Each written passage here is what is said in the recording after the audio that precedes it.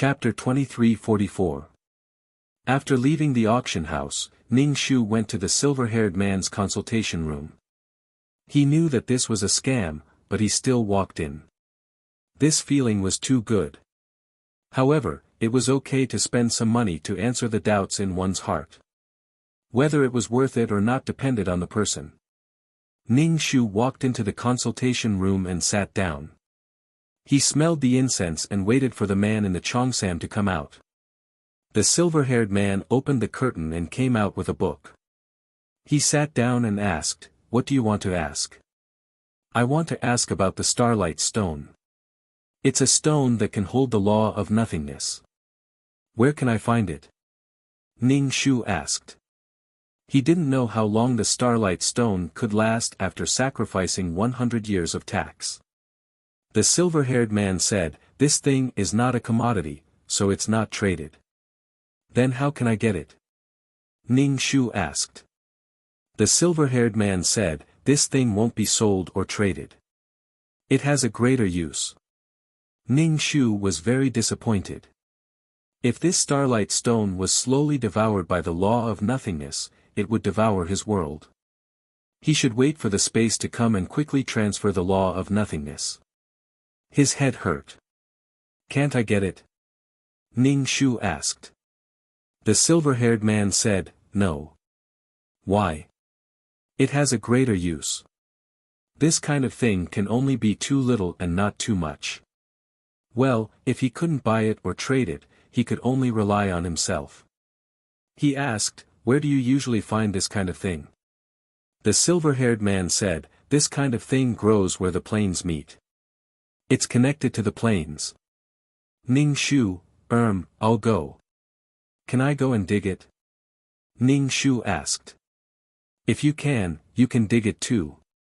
The silver-haired man said, "It has to withstand the huge pressure in the middle of the plains, the spatial wind, and the destruction of all kinds of nomological powers." Ning Shu was expressionless. "Of course, if you find out that you're digging it, this is illegal activity. The consequences won't be good." The silver-haired man said, "This kind of stone is connected to the plains. If you dig it, what do you think will happen? It's like a string with beads. What will happen if the string breaks?" Ning Shu shook his head. "I don't know." The silver-haired man glanced at Ning Shu, but still explained, "There will be planes that will break away from the sea of laws, wander around, and finally be destroyed." Ning Shu was suddenly enlightened. "Any other questions?" the silver-haired man asked. Ning Shu stroked his chin. "Then let me ask a more personal question. Has your world been restored? I saw that several pages of your book were broken." The silver-haired man. "Thank you for your concern, but no." Hearing that the silver-haired man did not fix the world, Ning Shu felt much better. Finally, there was someone who was as miserable as her. "Any other questions?" the silver-haired man asked. Ning Shu thought about it and asked, "What are the chances of me transferring the law of nothingness to another space? Be more specific." Cough cough. Ning Shu coughed and cleared his throat. He explained the ins and outs of the matter clearly, then asked, "Do you think it can be transferred to another space?" In order to preserve the peerless martial art, Ning Shu had already used up all his strength and resources. He did not use his soul for the peerless martial art. He did not use his soul power for the world of reincarnation. He did not need to eat or drink to feed his child. The silver-haired man frowned. He was clearly thinking. Ning Shu did not disturb him. She waited at the side. Breathing in the fragrance, she felt a little sleepy. In the past, when she rested, she would always light some agarwood. Now, when she smelled it, she felt sleepy. "What do you think?" Ning Shu asked. The silver-haired man cautiously said, "Combining your strength and the law of nothingness as strength, the chances of you successfully transferring the law of nothingness to another space is about 0. Ning Shu wanted to smash his cup. This was a scam. The silver-haired man continued, "As time passes, the law of nothingness will expand, and your strength may not be able to keep up with the expansion of the law of nothingness. Therefore, as time passes, the chances of you moving the law of nothingness will be negative. Ning Shu, that meant it was impossible. If there was no way to move it, then what was the point of buying a space? It was a waste of money. The problem was that this bomb could not be removed.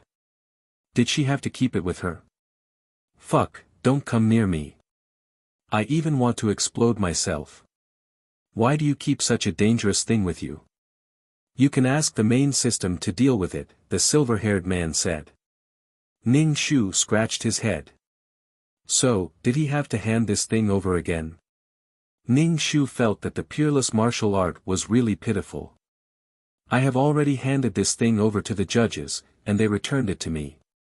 At the same time, they took away 100 years' worth of taxes. He could not absorb it. I see. The silver-haired man did not say anything else. Any other questions? Ning Shu shook his head. He was immersed in the sadness of not being able to move the bomb. Do you have the Mission Enforcer's Code of Conduct here? Give me a copy. Ning Shu said. Sometimes it was really inconvenient to ask 2333. If it was big or small, it was better to look at it himself and know what to do. Moreover, 2333's system would crash from time to time. She had no idea what he was doing. It was especially abnormal. Sometimes, he would not respond even when she shouted. She always felt that when 2333 was talking to her, in a place where she could not see, he would put on a cold face and occasionally act cute. Kiss, moi, horrifying. The silver-haired man frowned. If I remember correctly, you should be a super mission enforcer. Asking me for the Mission Enforcer's Code of Conduct, isn't this something that a newbie should know? Ning Shu, I asked for it on behalf of someone else. The silver-haired man did not say anything. He took out a book that was as thick as a dictionary. This is it. Ning Shu, so thick. What did it say? Ning Shu accepted the book. It was really heavy, but the name was the system's Code of Conduct. Was this book for the system to read? Ning Shu accepted the book. After thinking about it, there was nothing else to ask. So, he asked how much it was. A few questions and a code of conduct. A total of 100,000 merit points. The silver-haired man said. Ning Shu asked again, I really can't get the star stone. If you have the ability to dig it up and not get caught, then you have the ability. The silver-haired man said. Ning Shu.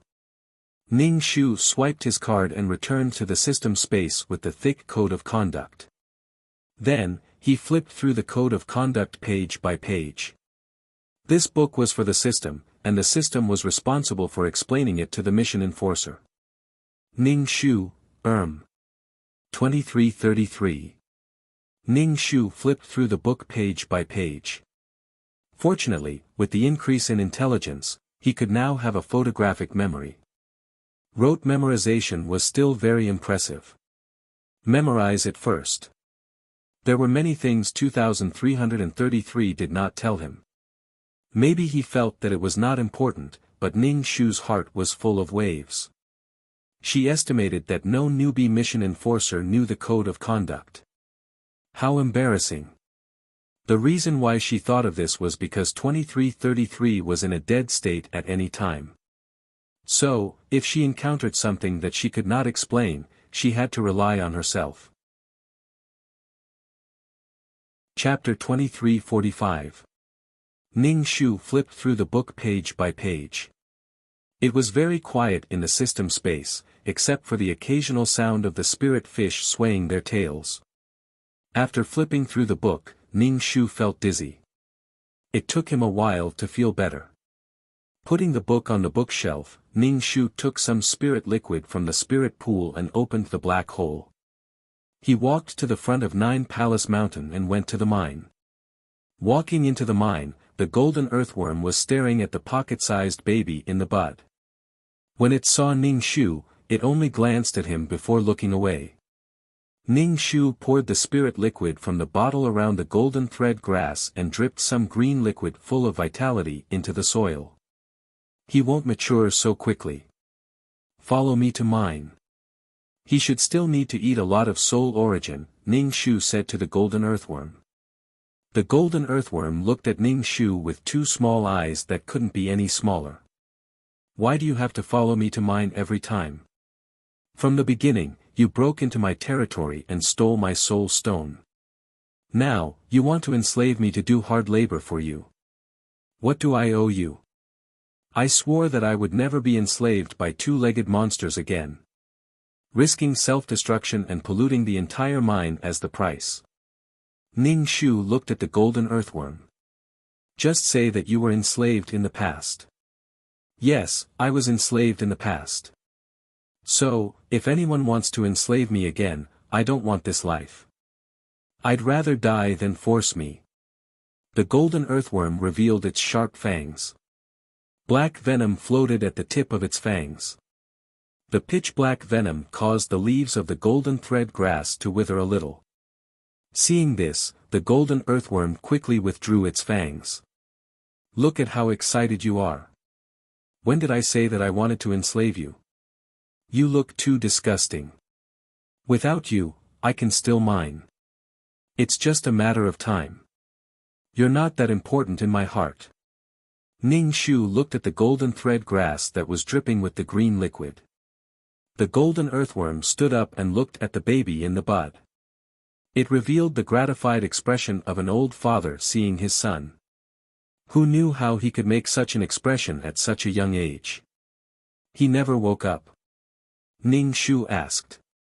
No, I've been waiting for him to wake up. Then, I'll meet his gaze in the most perfect state, the golden earthworm said. Ning Shu was speechless. He really wanted to tell the golden earthworm the cruel truth. I found a danger zone. There should be some treasures there. Come with me, Ning Shu said. The golden earthworm chuckled. I've said it before. I won't let myself be enslaved again. Being locked up by a two-legged monster is very, very painful. If it wasn't for the fact that I can't bear to part with the soul stone mine here, I would really want to go out and bite a soul. If he wanted to tame it, he would have to beat it with a stick. This was an earthworm with a story. Ning Shu, someone like you wants to take revenge on society? Hurry up and leave. If you don't dare to go out, that's because you're a coward. There are many strong humans. Do you want to go?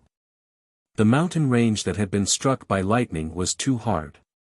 It was better to let the golden earthworm drill into it and see if it could drill into the mountain range to take a look. As soon as she did, lightning struck her. No, the golden earthworm said without hesitation. The golden earthworm said without hesitation, what if we leave him here and he gets plucked? What if he gets eaten? What if something happens to him? Ning Shu, now it's like an old mother who can't leave her son. Ning Shu set up a barrier. Let's go. No one can break my barrier. I don't believe in the two-legged monster. Okay, let's go. There should be some treasures in that mountain range. The tribulation clouds didn't disperse for a long time and struck day and night. The two-legged monster looked back 3 times with every step. It followed behind Ning Shu, but it also wanted to see the treasure. It was so conflicted that it wanted to cut its own body in two. In the end, the two-legged monster really did it. It really cut its body in two. A head grew out of the other part, and there were golden horns on its head. Ning Shu turned around and saw the earthworm cutting itself in two. He was in a mess. Half of him was guarding the golden thread grass, and the other half was following behind her. Ning Shu looked at the golden earthworm's body. What are you playing at? I don't trust him. Ning Shu, it's true love. Ning Shu felt a little strange. If the earthworm knew that the child woke up twice, it would probably explode in anger. Ning Shu and the earthworm went to the place where lightning gathered. After Ning Shu left the world, Gu Yi's system felt less pressure. This was the suppression of power between systems. There were 3 systems in the palace. That was why Ping Fangyi's system ran away. We also left the mission. The mission enforcer has left. The real emperor is coming back. Change the enforcer back to avoid being recognized. The system said. Gu Yi nodded and said, okay. Looking at the embroidery in front of her, it's a pity that I embroidered a lot of things. I can't take them away. Gu Yi's soul appeared in the system space. Her soul wasn't strong. After completing a mission, her soul was a little dim. The system said, the mission this time wasn't good. The completion rate is only 80%. If this rate is too high, you will be in danger. Gu Yi's system space was empty. She sat on the ground and said to her system, I know. I will work hard. But you know that I don't like to be entangled with other men. So, don't arrange for me to do that kind of thing with other men. From the state of her soul, Gu Yi should be very young. Plus, her round face made her look even younger. Her hair was tied up in a bun. Looking at the bun, she was an unmarried woman. The system said, then I will try my best to be more considerate. But I hope that there will be fewer mistakes like the last mission. This is not a game. I hope you can be more serious. Our lives are tied together. I will work hard. Even if it's for you, I will make myself stronger. Gu Yi clenched her fist and said. That mission enforcer gave me a bad feeling. The system sighed. Its tone was a little sad. This was the first time Gu Yi heard the system say this. The system had always been calm and self-controlled. No matter what it did, it would always arrange the best plan and then she would carry it out. Although their cooperation wasn't perfect, Gu Yi worked hard to keep up with the system's footsteps. The system only had a series of numbers but no name. Gu Yi asked, System, what is your name? The system said, I don't remember. Why don't you remember? Gu Yi asked curiously. The past of the system will be erased. So pitiful. Then will there be a chance to remember the past? Gu Yi asked. Maybe there will be a chance, maybe there won't. There is no need to be obsessed with the past. Without memories, you will be reborn. You and I are the same. I won't be obsessed with remembering anything. Gu Yi nodded and began to sit cross-legged to absorb the pure soul energy. The system space was silent. Chapter 2348. Ning Shu dripped a few drops of emerald green liquid onto the golden earthworm and saw it lying on the ground. This time, the child did not open its eyes. It seemed to be in a deep sleep. Its body did not even move. It was curled up and did not seem to have any signs of life. Ning Shu wanted to reach out and touch it, but it was only the size of a thumb. If he did not pay attention, he would crush it. Ning Shu said to the earthworm, you should keep an eye on it. Why do I feel like something is wrong? It won't wake up or move. It should not be so weak if it was not awake. The earthworm propped itself up and looked at the child in the bud. She did not know much about the golden earthworm and did not know what was going on with the child. She was not familiar with it and was a bit confused. It was nurtured by the soul origin, so it should not be so weak. Ning Shu did not say anything. He left the mine and returned to the system space. He took out some soul stones and a bucket of soul origin liquid and asked 2333 to send it to the main system for purification. Such a big bucket of soul origin liquid must be very rich. If he sold it, how much could he sell it for? Ning Shu seemed to see an endless stream of money. Unfortunately, he had to repair his world first. 2333 sent the soul origin liquid and soul stones away. Ning Shu entered the ultimate martial arts world. He stood on the shore and looked at the rippling law of nothingness. The law of nothingness was very clear. It was said to be clear, but it was actually a little white. With such a bomb in the world, Ning Shu sighed and threw a stone. When the stone fell in, it didn't even cause a splash. It only caused layers of ripples. If she jumped in, she would definitely die. She did not know if anyone had jumped over the law of nothingness. As for 2333's words, she could only say that she was skeptical. But if she jumped in, she would definitely die. Even the insect monster's strong defense could be swallowed. Devouring a soul like hers was not difficult at all. She could not get the star stone. According to the silver-haired man, star stones were not easy to get. Plus, there was an army of souls patrolling the billions of planes. Maybe they could get it. Ning Shu sighed sadly. He looked at the sky at a 45-degree angle. It was not the sky. It was like a layer of fog. If it wasn't for the law of nothingness, a world that had gathered all of its world origins might have already begun to slowly form a world. But there weren't so many ifs. Without the law of nothingness, it was possible that they would all end up dying on the battlefield. In order to save his life, he had sacrificed his peerless martial arts. Now that Ning Shu had obtained a peerless martial art, he thought that it would be better if he didn't do any missions. Instead, he decided to comprehend the law of space. The law of space was very useful. Who knows, he might be able to sneakily steal star stones. Even if he couldn't pry open the star stones, he could still enter the second level of the Nine-Palace Mountain. He wondered what surprises were waiting for him on the second level. After arriving at the space city, Ning Shu wasn't in a hurry to enter the city. Instead, he wandered around the space. He wasn't in a hurry at all. In any case, he had plenty of time. If he couldn't get a flash of insight, then he could just accumulate time and comprehend something. He didn't have many things, but he had plenty of time. Ning Shu shuttled through the kaleidoscope-like space. In his hands, he held the insights of the experts that he had bought from the auction. Although he couldn't understand them, he had a high-level game strategy in his hands. He was acting cool, and it gave him courage. He felt so awesome. Of course, Ning Shu didn't comprehend anything until 2333 called him back. You didn't do any missions. Ning Shu, Sigma, degree, 2333 had lived for so long that he couldn't even remember the days. I didn't do any missions. You were the one who was teleporting.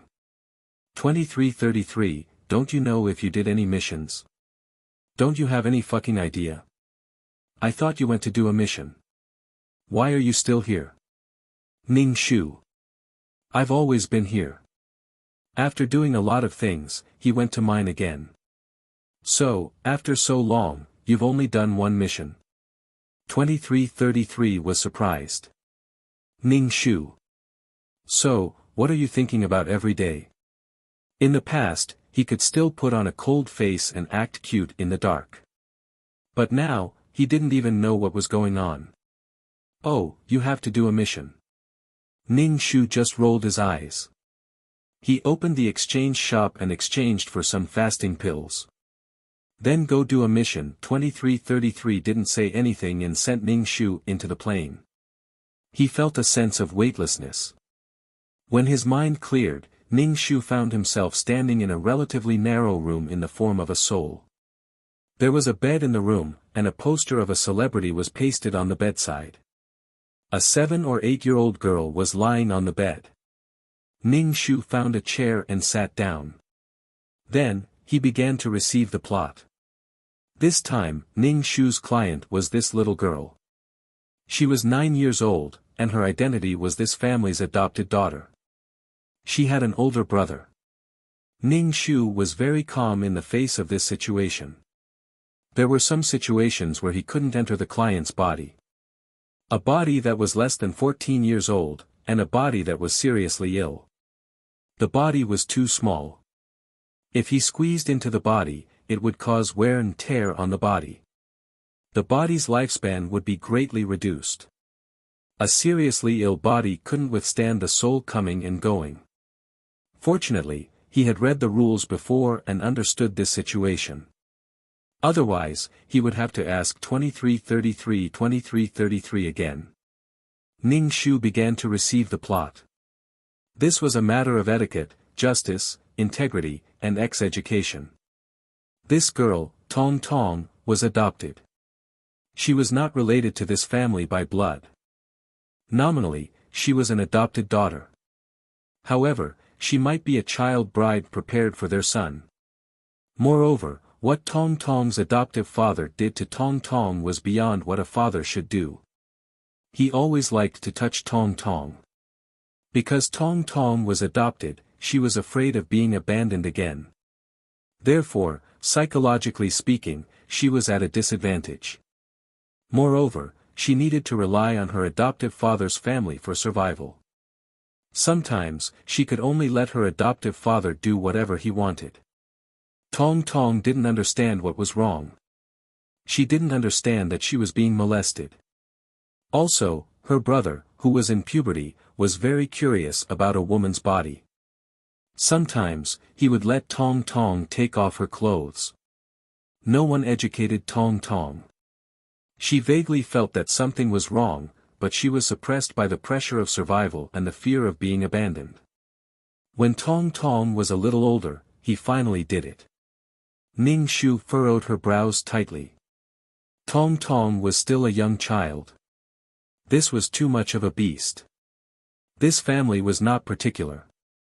They allowed the child to be naked, especially the girl. There was also a mistress. The mistress of this family had a very low sense of existence. She either didn't know what her husband and son were doing to their adopted daughter, or she was blind and turned a blind eye. Ning Shu leaned towards the latter. How could a woman not understand her own family's situation and not feel the family atmosphere? Chapter 2349. A girl who has no one to educate her, and because of her inner weakness, she can't refuse others to do bad things to her. Ning Shu held his chin and looked at Tong Tong, who was sleeping on the bed, thinking about this task. He had to ensure that Tong Tong could survive after he left. Now Tong Tong didn't even have the ability to survive. In a big sense, this was the biggest reason why Tong Tong didn't dare to resist subconsciously. Secondly, this kind of thing couldn't be exposed. Tong Tong was just an ignorant girl. If she was exposed by the media, she would only be at a loss in the face of everyone's accusations. She might not even know what she did wrong. Without telling her right or wrong, she would suddenly have to face the eyes of everyone, and even the eyes of contempt. Ning Shu was sitting on a chair in a red coat. The night was very dark, and he looked like a ghost. Ning Shu looked at the alarm clock on the table. It was now the middle of the night.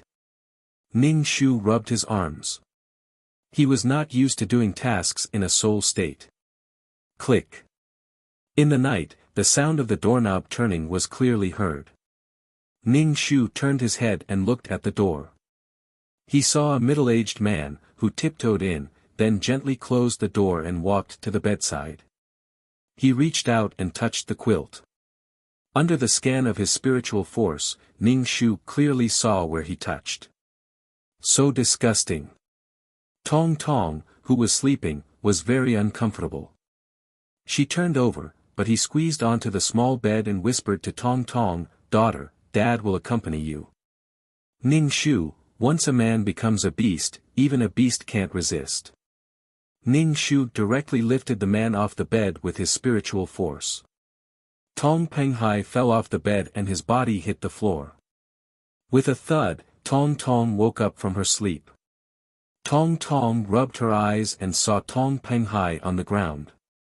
She touched her waist and quickly turned on the light. "Dad, why are you under the bed?" "Dad came to see if you kicked the quilt." Tong Penghai patted her and said, "Daddy accidentally fell." "Tong Tong, are you scared? Do you want Daddy to accompany you?" Ning Shu made him slide his foot. This time, Tong Penghai fell to the floor with a plop, and even the floor shook twice. Tong Penghai was a plump and fat middle-aged man. He was a little bald, and his greasy hair was greasy even if he washed it every day. He looked like a disgusting middle-aged man. The weight of this fall was not light. The floor trembled twice, and the movement was very loud. "Dad!" Tong Tong immediately lifted the blanket and got out of bed to help him. What made Ning Shu feel uncomfortable was that Tong Tong was not wearing any clothes, even if it was close-fitting. Ning Shu was speechless. The second fall was more serious, and Tong Penghai couldn't get up for a long time. "What's the matter now? What's going on?" Tong Penghai's wife's hair was loose. She was wearing cotton pajamas that had been washed into balls. Her blonde hair was curly. In fact, such a hairstyle made her face look even darker and more old-fashioned.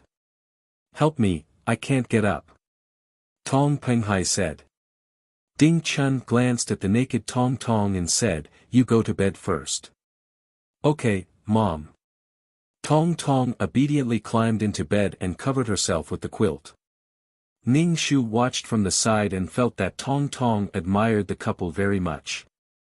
Whether this admiration was forced to survive or real feelings, it was destined that Tong Tong would be an obedient child in this family. What made Ning Shu feel tricky was that Tong Tong didn't feel anything wrong with exposing her private parts in front of others. The existence of clothes was not only to keep warm, but also to cover the body. Unless there were some special customs, this could be done, but in the surrounding environment, Tong Tong's behavior was obviously inappropriate. Ding Chun supported Tong Penghai, whose waist was hurting, and walked away. She didn't ask why Tong Penghai was here, and just supported him back to the bedroom. Ning Shu used his spiritual power to check. The two returned to the bedroom and lay down to sleep. During this time, Tong Penghai felt uncomfortable, so he asked Ding Chun to put a plaster on his back. When applying the plaster, Ding Chun muttered a few times, "It's dark. What are you doing in Tong Tong's room? Tong Tong is our daughter." "I just went to see if Tong Tong kicked the quilt." Tong Penghai frowned and said. Ding Chun didn't say anything. After applying the plaster, she went to sleep with her back facing Tong Penghai. This family was a bit strange. There wasn't much affection between the couple. They were just making do with each other, like a pool of stagnant water. As for the 15 or 16-year-old son, he was sleeping soundly. Such a big movement didn't wake him up. Ning Shu crossed his legs and looked at Tong Tong on the bed. Now she was a spiritual body and couldn't see her. He had to let this little girl see him. Ning Shu looked down at himself. He was wearing a red dress, a pale face, and no body. She would probably be scared out of her wits. Ning Shu walked to the bed and drew a talisman on Tong Tong's forehead. This talisman could let Tong Tong see her. It could be said that she had opened her heavenly eye. In order to avoid seeing other floating souls, Ning Shu added another talisman. This way, she could only see herself. Then Ning Shu stretched and wandered around the whole house. This was a 90-square-meter house. In fact, it wasn't small, but he didn't know if it was because things were piled up in every corner. The whole house looked very cramped and the kitchen was greasy. The furniture and other things were old. It gave people the feeling that the lighting in the house was not good. It was really uncomfortable to look at. Ning Shu returned to Tong Tong's room and sat in the room until dawn. He greeted Tong Tong, who had just woken up. "Hi." Tong Tong, who had just woken up, was very confused to see a woman appear in front of her. She rubbed her eyes. The woman was still standing in front of her. She was wearing a red dress. Her skin was pale and she was barefoot. Her long hair was tied up with a red rope around her ankles. It was a beautiful sister. "Who are you? Why are you in my house?" "I'm lost. I can't find my way home, so I came to your house." Ning Shu sat down and said to Tong Tong. Tong Tong looked confused. She didn't realize that Ning Shu was the legendary ghost. "Tong Tong, are you up? Brother will help you put on your clothes. A male duck's voice came from the door. Then, there was the sound of the door opening. Tong Tong looked anxious and shouted, "Brother, wait." Then, she said to Ning Shu, "Hide." "What do you mean hide?" A boy with a face full of pimples came in. He took the clothes from the bedside and asked Tong Tong to stand up and help her put on her clothes. Tong Tong looked confused. She was standing next to him. Why couldn't he see her? Ning Shu felt that there was a problem with this family's education. "Look at this boy, Tong Tong, get up." Tong Liang lifted the blanket. Chapter 2350. Tong Liang lifted the blanket, and Tong Tong's body was exposed. Ning Shu's frown didn't loosen, and he said to Tong Tong, "You can't do this. A good girl needs to know how to protect herself." When Ning Shu said that, Tong Tong's expression became even more horrified. She asked her brother, "Did you hear anything?" Tong Liang was greedily looking at a woman's body. When he heard his sister's words, he said impatiently, "What sound?" "There's no sound." As he said that, he wanted to help Tong Tong put on her clothes. Ning Shu said, "Only you can hear my voice. Good girl, you can't do this." After all, she was naked in front of others, so Tong Tong didn't feel good. There was also an inexplicable embarrassment. She quickly pulled the blanket over her body and whispered to Tong Liang, "Brother, I can put it on myself." Tong Liang's expression was not good. He reached out to pull Tong Tong's blanket, but Tong Tong tugged at it. "Brother, I can put it on myself. I've grown up." Tong Liang's face was full of acne. "How can you be so ungrateful? I'm helping you put on your clothes, and you're still like this." Tong Tong helplessly tugged at the blanket and looked at Ning Shu. Tong Liang comforted her in a soft voice, "Put on your clothes properly. Be good and I'll buy you ice cream. If you're not obedient, you're not a good child. Mom and Dad will throw you away." Tong Tong trembled. She was afraid that she would be abandoned. She immediately said, "Brother, don't throw me away. I'll be good." "That's right." Tong Liang helped his sister put on her underwear. That wretched expression made Ning Shu want to punch him in the face. No, he wanted to dirty his hands. Moreover, he couldn't create a violent female ghost in front of the little girl. It would hurt her family and even her, making the little girl afraid of her. This time, she was here to be an understanding sister. She had to be gentle, generous, beautiful, and dignified. Tong Tong's summer clothes were mostly skirts, and she only had a few pants. Some people's dirty thoughts could be exposed from their clothes, because skirts were convenient. Girls looked beautiful in skirts. Tong Liang helped his sister put on her clothes before leaving the bedroom in satisfaction. Tong Tong turned around and glanced at Ning Shu, who was standing by the bed. She wanted to say something, but was pulled away by her brother. Ning Shu watched silently, especially when he saw the way Tong Liang looked at the little girl. Sooner or later, he would dig those eyes out. Ding Chun was wearing pajamas and had prepared breakfast. Breakfast was steamed buns, fried dough sticks, and porridge. "Tong Tong, come and sit with Daddy." Tong Penghai saw his adopted daughter and immediately waved at her. Ning Shu followed him out of the bedroom and heard Tong Penghai emphasizing the word sit. Sit and do. Even a ghost like her would be afraid of him. Tong Tong obediently sat next to Tong Penghai and called him father. Tong Penghai looked at Tong Tong kindly, but in Ning Shu's eyes, Tong Penghai was disgusting no matter how he looked at him. Tong Penghai was a pervert, and this kind of thing was common. In some places, it was superstitious to do it with young girls to get promoted and get rich. From officials to businessmen, the thing they liked to do the most was to hurt girls who were not 15 or 16 years old. Some superstitious customs were too scary. Ning Shu was quite suspicious of the Tong family's purpose in adopting Tong Tong. Come, eat more and go to school. If anyone bullies you in school, Daddy will stand up for you.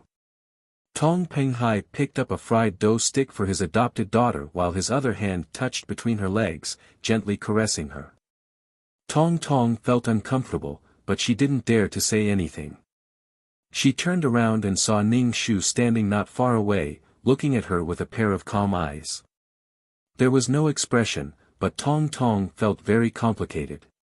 She couldn't describe what she was feeling, but under his gaze, she seemed to be experiencing something very embarrassing. Ning Shu, silly girl, don't give your body to others. But this silly girl didn't understand at all. Ning Shu rolled his eyes and knocked over the bowl of porridge in front of Tong Penghai. The whole bowl fell off the table and landed on Tong Penghai's crotch. The porridge had just been scooped up, and this time, it landed on his crotch. Tong Penghai was so shocked that he jumped up from the chair and quickly patted the boiling hot porridge. It was wet, and it looked like he had wet his pants. Probably because it was too hot, Tong Penghai directly took off his belt and pants, and then rushed into the bedroom to change his pants. When he came out again, he shouted at Ding Chun with a bad expression, "Can't you eat the porridge after it's cold? It's so hot, how can I eat it?" Ding Chun, of course, knew that her husband was venting his anger on her. She shouted irritably, "The bowl is in front of you, and who knows where your hands are? You can't even hold the bowl. Crazy." Tong Penghai seemed to have been stabbed in his sore spot. He didn't want to argue with his wife and sat down to eat again. This time, Tong Penghai didn't touch her again. Tong Tong held the chopsticks in one hand and put her left hand on her leg to press down her skirt. She was in a state of alert. Tong Liang didn't care about what was happening at the table. He swallowed his breakfast and didn't say anything about his parents' argument. However, if they continued to argue, Tong Liang would probably flip the table and shout that they were so annoying and that they didn't want to eat anymore. Ning Shu narrowed his eyes and looked at everything on the table. His eyes focused on Ding Chun. Ding Chun should be well aware of it, but she didn't say anything. She knew the behavior of her husband and son. She was a silent person, and her attitude towards Tong Tong was also indifferent. She didn't particularly love or mistreat Tong Tong. She was a silent and calm bystander. Maybe she was angry in her heart, but maybe there were various reasons that made her shut her mouth and choose to ignore it. However, if Tong Tong hurt her husband and son, Tong Tong would face difficulties and oppression from the mistress of the house. Moreover, Ding Chun would often warn Tong Tong that she shouldn't tell anyone about her family's affairs. Even if people asked, she should say that her parents were very good to her. So the situation of this family of three was really strange. It was indescribably oppressive. Tong Tong wanted to be an obedient child. Even if her adoptive father and brother did something strange to her, Tong Tong wouldn't say it, and she definitely wouldn't tell anyone at school. In fact, Ding Chun was actually quietly cleaning up the mess for her husband and son. Ning Shu grinned and finally looked at Tong Tong. This mission was actually not easy to do. After all, Tong Tong was too young. It was easier to impart her ideas. However, because she was too young, she didn't have the ability to survive. Of course, she could create any accident to kill Tong Penghai. However, if Tong Penghai died, or if the whole family died, then how would Tong Tong survive? If Tong Tong did something extreme, Tong Penghai would definitely abandon her. Chapter 2351. As for the public scrutiny, it was too late. Once the door was closed, no one would know what was going on in the family. Furthermore, he had pushed Tong Tong in front of everyone and made her receive strange looks. Tong Tong still had to go to school. At school, she would be ridiculed and ridiculed by the children. There was no benefit in exposing this matter. People were only interested in the drama for 3 days. After 3 days, they would completely forget about it. Other than being laughed at or called a beast, it was useless to Tong Tong. It couldn't solve the fundamental problem. Tong Tong, are you done eating? Daddy will send you to school, Tong Penghai said to Tong Tong with a smile. If Tong Penghai was Tong Tong's biological father and there were no dirty things going on between them, perhaps Tong Penghai would be a very good father. However, this attentiveness was mixed with disgust. It was the attentiveness of a man to a woman. As for what was behind this attentiveness, everyone knew. Ding Chun's lips moved, but she didn't say anything in the end. She watched as Tong Penghai held Tong Tong's hand and walked out. I'm leaving too. Tong Penghai's car was an old Santana. The car looked a little dirty.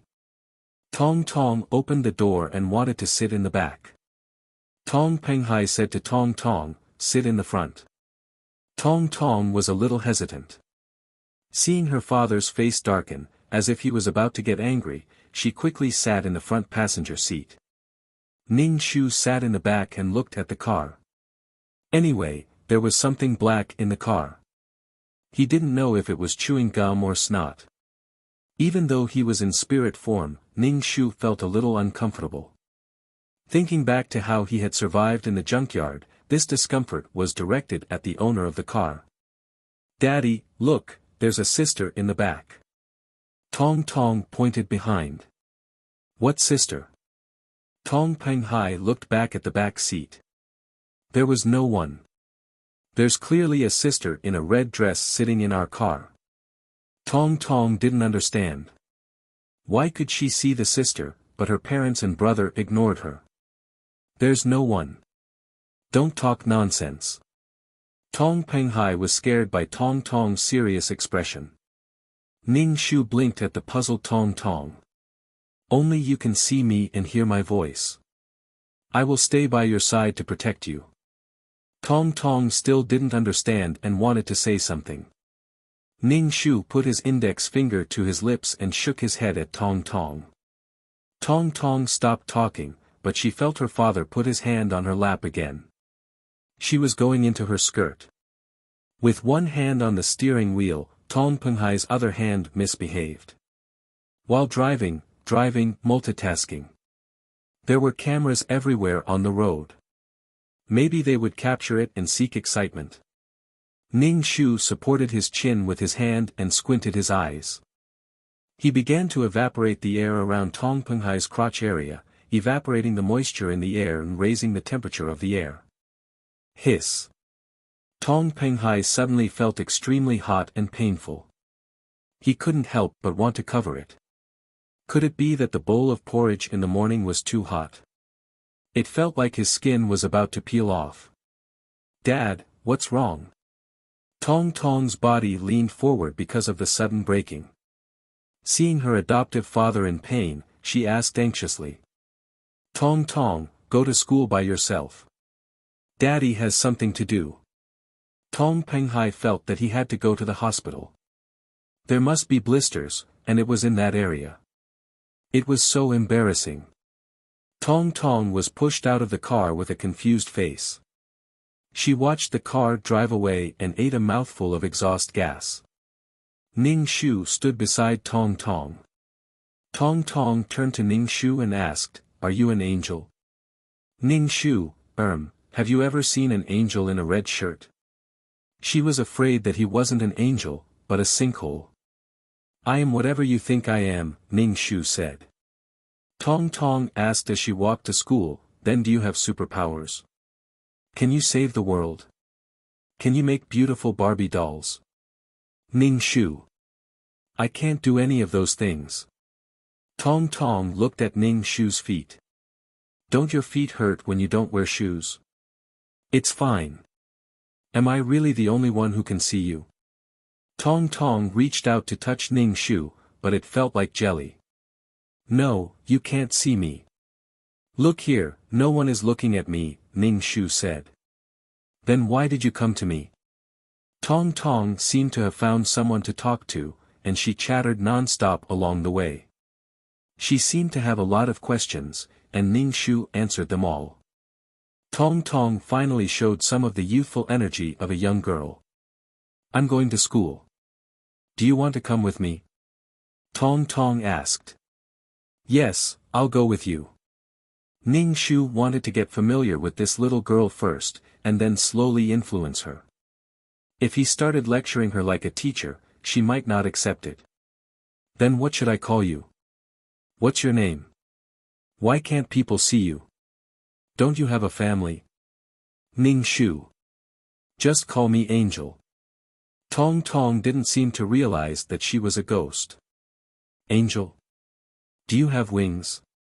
Ning Shu. I'm a broken-winged angel. Tong Tong looked at Ning Shu sympathetically. He was a quiet and obedient child at home, but now he was a lot more lively. Even though Tong Tong didn't understand some things, these things still left a shadow in her heart.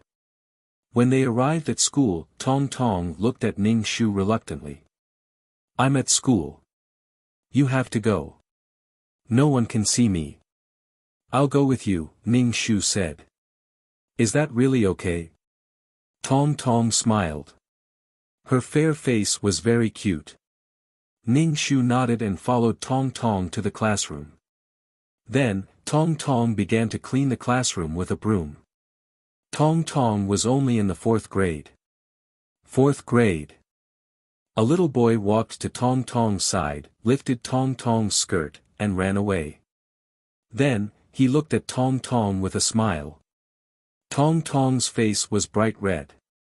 She pressed down on her skirt with both hands. Ning Shu narrowed his eyes and said to Tong Tong, pick up the broom and hit him. I don't dare. When a girl encountered such a situation, her face would at most turn red. The little boy might be playing a prank. However, this world was too kind to the wicked and too cruel to the kind. Sometimes, they would rather everyone be afraid than be bullied by everyone. It was human nature to bully the weak and fear the strong. It was the instinct of all living creatures to avoid harm. Do you want him to lift your skirt every time?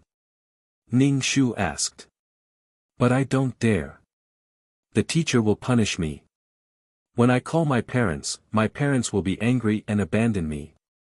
Tong Tong's face was very pale. She looked very scared. Ning Shu smiled. Don't be afraid. I'll protect you. Your parents won't abandon you. At least your father won't abandon you. Tong Penghai definitely wouldn't abandon Tong Tong. Chapter 2352. But my brother always says that mom and dad are going to abandon me. Tong Tong said. He's just scaring you. Pick up the broom and beat that naughty little fatty. Why does he bully you every time? Because you never dare to fight back. If the teacher asks, just say that you saw a man touching a woman on the bus and everyone on the last bus beat him up. Ning Shu said slowly. Tong Tong's head was spinning as she listened. A voice seduced her, making her feel both fear and yearning. She saw the boy standing at the door of the classroom, laughing at her. Tong Tong picked up the broom on the ground and rushed toward the boy at the door. The boy was a bit confused. He couldn't figure out what the girl was going to do. He just stood at the door and didn't move. Tong Tong picked up the broom and hit the boy a few times. The boy cried out and wanted to fight back. Perhaps because there was an angel protecting her, Tong Tong's heart was filled with unprecedented courage. She grabbed the broom and kept hitting the boy. The boy couldn't fight back at all and ran away. Tong Tong's face was red and her eyes were shining. Although she had done something bad, Tong Tong's heart was unprecedentedly happy and carefree. Go and apologize to the teacher. After all, you did something wrong. Tell the teacher properly. Remember what I taught you before. Ning Shu said. Once she heard the word teacher, Tong Tong instantly felt like a bucket of ice water was poured on her. She immediately shrank back. It's okay. I'll go with you. Ning Shu said calmly. After doing something bad, she still had to stand on the side of reason. Tong Tong put down the broom and went to the teacher's office. She hesitated at the door before going in. Ning Shu stood behind the head teacher and taught Tong Tong word by word. Tong Tong stuttered. The head teacher heard the student talk about the bus incident. She didn't know whether to laugh or cry. She just said, "Fighting is wrong. If you encounter this kind of thing in the future, don't fight. Okay, you can go." "Thank you." Tong Tong breathed a sigh of relief.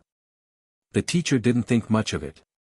She just felt that the student had done something wrong and hurried over to apologize. In the future, when you go to school, wear pants if you can. You can wear skirts at home. The head teacher was a female teacher. She looked reasonable. "Oh, okay." After leaving the office, Tong Tong's entire body went limp. She said to Ning Shu in disbelief, "That's it? I thought we were going to call our parents." "It's fine now. Thank you, Angel." Ning Shu smiled. For a brat like that, even if he told the teacher, it would be useless. He would still do what he wanted to do in private.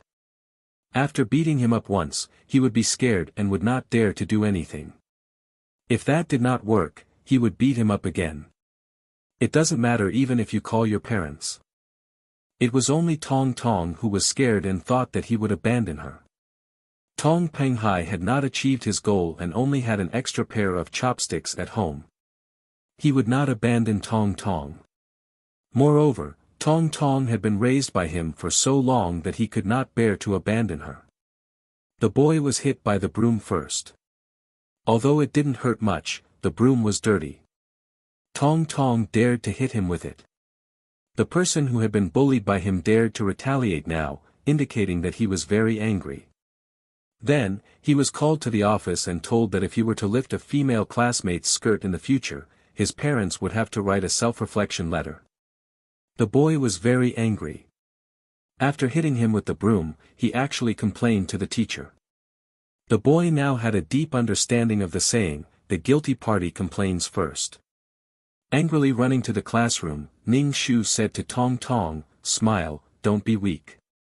Tong Tong had no choice but to smile at the boy. However, because of her nervousness and timidity, her smile was a little twisted. In the boy's eyes, Tong Tong's smile was a fake one. It was quite ferocious. Could it be that she was possessed by a ghost? The boy bravely walked in front of Tong Tong. "You actually dared to complain to the teacher. If you have the guts, don't leave after school." Tong Tong's heart trembled. Ning Shu looked at Tong Tong encouragingly. Tong Tong smiled. "Do you want me to hit you with the broom a few more times?" The boy resentfully returned to his seat and used his eyes to kill Tong Tong. Tong Tong smiled at Ning Shu. Ning Shu was bored to death. He sat by the window and watched Tong Tong go to class. She was learning some simple things. Ning Shu simply lay down and slept. He didn't go to Tong Tong's side until the class was over. After the skirt lifting incident, Tong Tong had become much closer to Ning Shu.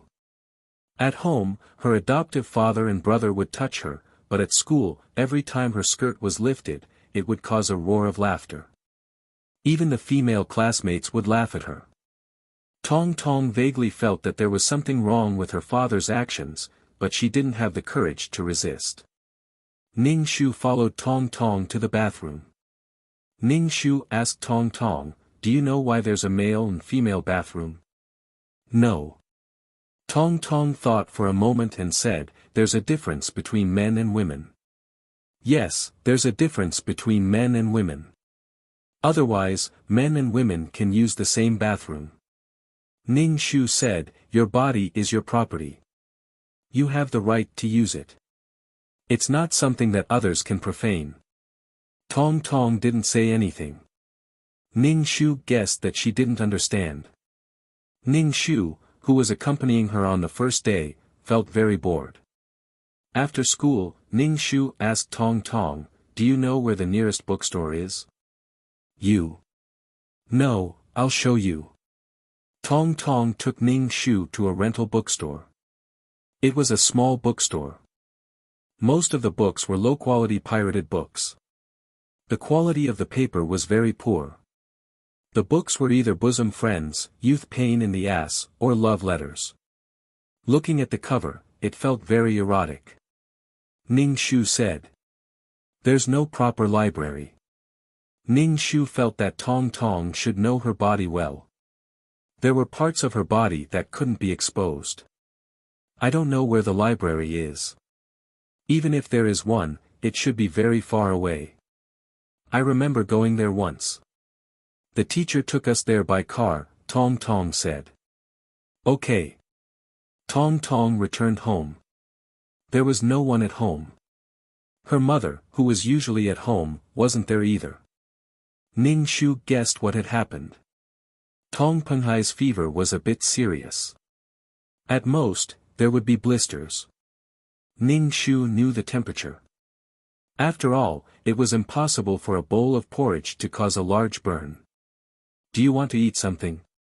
I'll find something for you to eat, Tong Tong asked Ning Shu. In other people's eyes, Tong Tong looked like a crazy person who was talking to the air. It was a bit scary. Ning Shu shook his head. I don't eat. Then what do you eat? Ning Shu thought, so, it would probably scare Tong Tong. Tong Tong saw that her family hadn't returned yet. She did her homework first. When she finished, she started to cook. Ding Chun came back after dark. She looked at Tong Tong and said, Your father is in the hospital. What happened to Dad? Tong Tong was surprised. He was fine when he sent her to school in the morning. Chapter 2353. Ding Chun didn't want to tell her daughter that there were blisters there. She might have trouble walking, and she couldn't wear pants. She might burst the blisters. Ding Chun was a bit confused. It was just porridge. How could it be so serious? Coincidentally, that area was scalded red and blistered. Tong Tong was a bit confused, but she still said, Mom, I've already prepared dinner. Ding Chun ate some food and went to the hospital. She would be discharged tomorrow. Dad, what's wrong with her? Tong Tong asked Ning Shu. In her impression, this angel with broken wings should know everything. Ning Shu said, She's just sick. You should eat. While they were talking, Tong Liang, whose face was full of pimples, came back. He was probably playing games outside and didn't come back until dawn. Tong Tong hurriedly told her brother that her father was sick and was in the hospital. Tong Liang just frowned and stared at Tong Tong without saying anything. He went into the room and closed the door. Tong Tong was a bit disappointed. She felt that she couldn't fit in with this family. She knew clearly that she was adopted and not her parents' biological child. Ning Shu told Tong Tong to eat and went back to his room. He then locked the door. The moment she went back to her room, Tong Tong took off all her clothes. Ning Shu didn't know what to say. You should wear clothes. Below your collarbone and below your navel are your private parts. You can't show them to others, Ning Shu said. Wear a pair of hot pants and a t-shirt, Ning Shu said. But Dad said that we can relax at home. There aren't so many rules. Also, Dad said that it's more comfortable to sleep with clothes off. Ning Shu said. Then you still have to wear clothes. Tong Tong obediently took out the hot pants and t-shirt and put them on. Then she was about to sleep when she saw Ning Shu standing by the bed. Why don't you come up and sleep too? Ning Shu thought about it and squeezed onto the small bed. That night, Ning Shu talked until his mouth was sore. He explained the differences between the sexes, the structure of the body, and how people were born.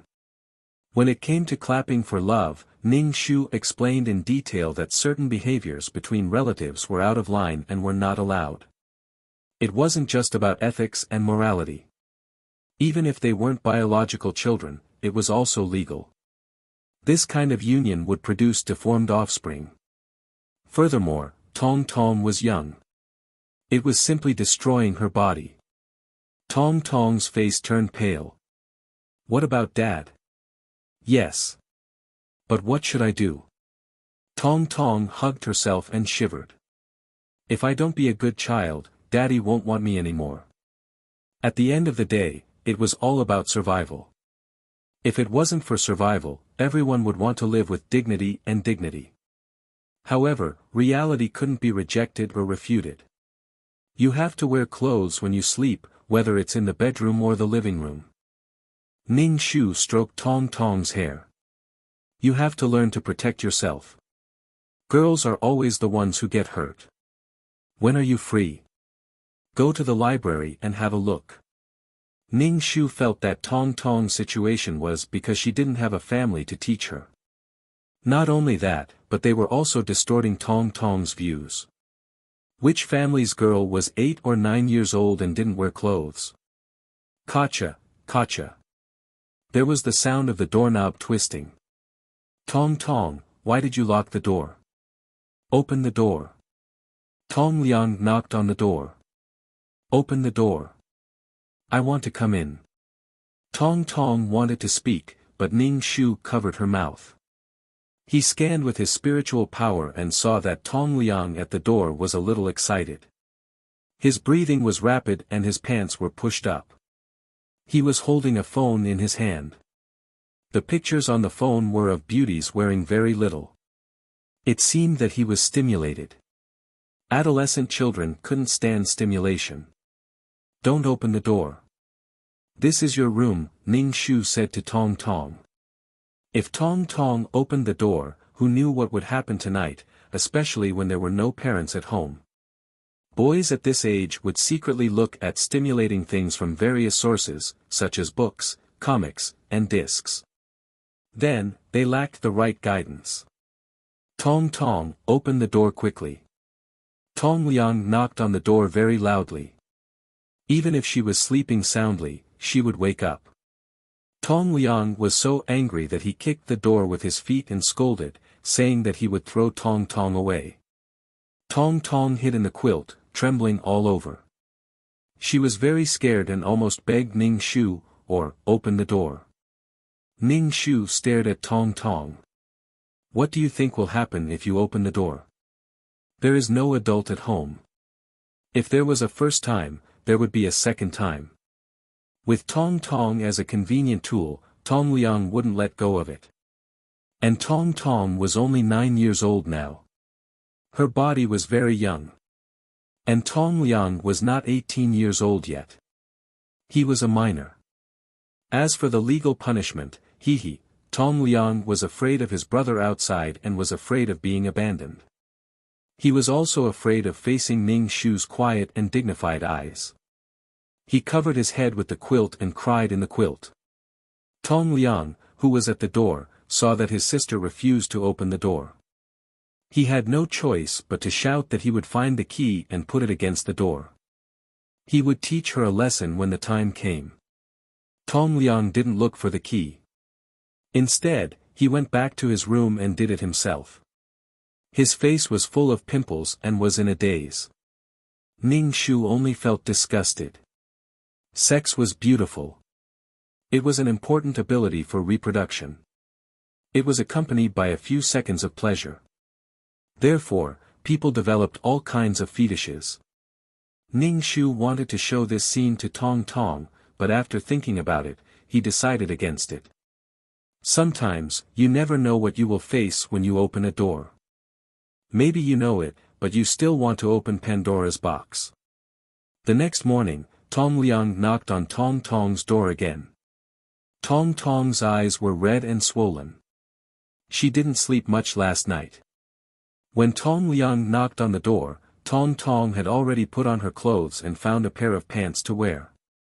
You put it on yourself? Tong Liang frowned. The pimples on his face were a little white. Ning Shu was disgusted and eager to squeeze the pimples. I knocked on the door last night. Why didn't you open the door? Tong Liang asked unhappily. I didn't hear it. I fell asleep. Brother, what did you call me for? Tong Tong quietly moved away from her brother. Tong Liang didn't notice Tong Tong's distance. He irritably ordered Tong Tong, hurry up and cook. I'm hungry. Okay. Tong Liang kept staring at Tong Tong in the kitchen. Ning Shu was puzzled. Tong Tong wasn't like the beautiful girl in the photo on Tong Liang's phone. She hadn't even started to develop yet, but he was staring at Tong Tong. Little boys like mature women, but Tong Penghai likes young women. Tong Tong cooked 2 bowls of noodles. Tong Liang ate and said to Tong Tong, don't lock the door at night. If there's a next time, I'll ask Dad to break the lock. Chapter 2354. Last night, Tong Liang's head was filled with blood. He went to knock on Tong Tong's door. When he calmed down, he felt both scared and angry. He was angry that the wretched girl locked the door. Don't close the door again, do you hear me? Tong Liang threatened Tong Tong. Or I'll throw you away. Yes, I won't lock the door again, Tong Tong said immediately. He wanted to pick the lock and throw her away. Tong Tong didn't know if it was true or not, but she was very scared. Tong Liang snorted. Ning Shu watched from the side and didn't say anything. Tong Tong was too scared of being abandoned. She couldn't even think about whether it was true or not. Just a scare would make her like a bird startled by the twang of a bow. Obedience and fear that had lasted for so long could not be changed overnight. Ding Chun didn't educate Tong Tong. After all, Tong Tong wasn't her biological daughter. She didn't expect her to treat her well. It was probably because of her husband, so Ding Chun didn't say some things at all. Tong Liang was her son, but she didn't educate him. It was reasonable to say that boys should be taught by their father. But look at Tong Penghai's behavior. So, in this family, everyone knew. The only one who didn't understand should be Tong Tong. Ning Shu felt that he should teach Tong Tong more about her ability to protect herself. For example, fighting skills, taekwondo, or how to protect herself when she was in danger. She should attack the opponent's weakness to survive. Tong Liang was so scared that he wouldn't dare to lock the door in the future. He hoped that a certain level of martial arts could increase his courage a little. As for Tong Penghai, who raised Tong Tong, he probably had a kind of attitude. He gave her food, clothes, and education. She was his everything. He could do anything for her. All of it. Tong Tong lowered her head and ate her noodles. Tong Liang finished a bowl of noodles and said to Tong Tong that he wanted to go to the hospital to see his father. Tong Tong only ate half a bowl. She could only leave the table and go with Tong Liang. Tong Tong looked back at Ning Shu and found that Ning Shu was following. This time, she was relieved. Tong Liang walked in front and impatiently asked her to hurry up. Ning Shu glanced at Tong Liang. Now that Tong Liang was in his adolescence, he was a little impatient in everything he did. He looked like he was very arrogant at any time. In Ning Shu's mind, boys at this age shouldn't be wearing white shirts. Their lips were starting to grow fluffy, but they were candid and looked full of vigor in white shirts. From Tong Liang, Ning Shu only saw disgust. It was normal to be impulsive during puberty, and they would find other things to divert their attention. However, Tong Liang seemed to be addicted to it, addicted to sex.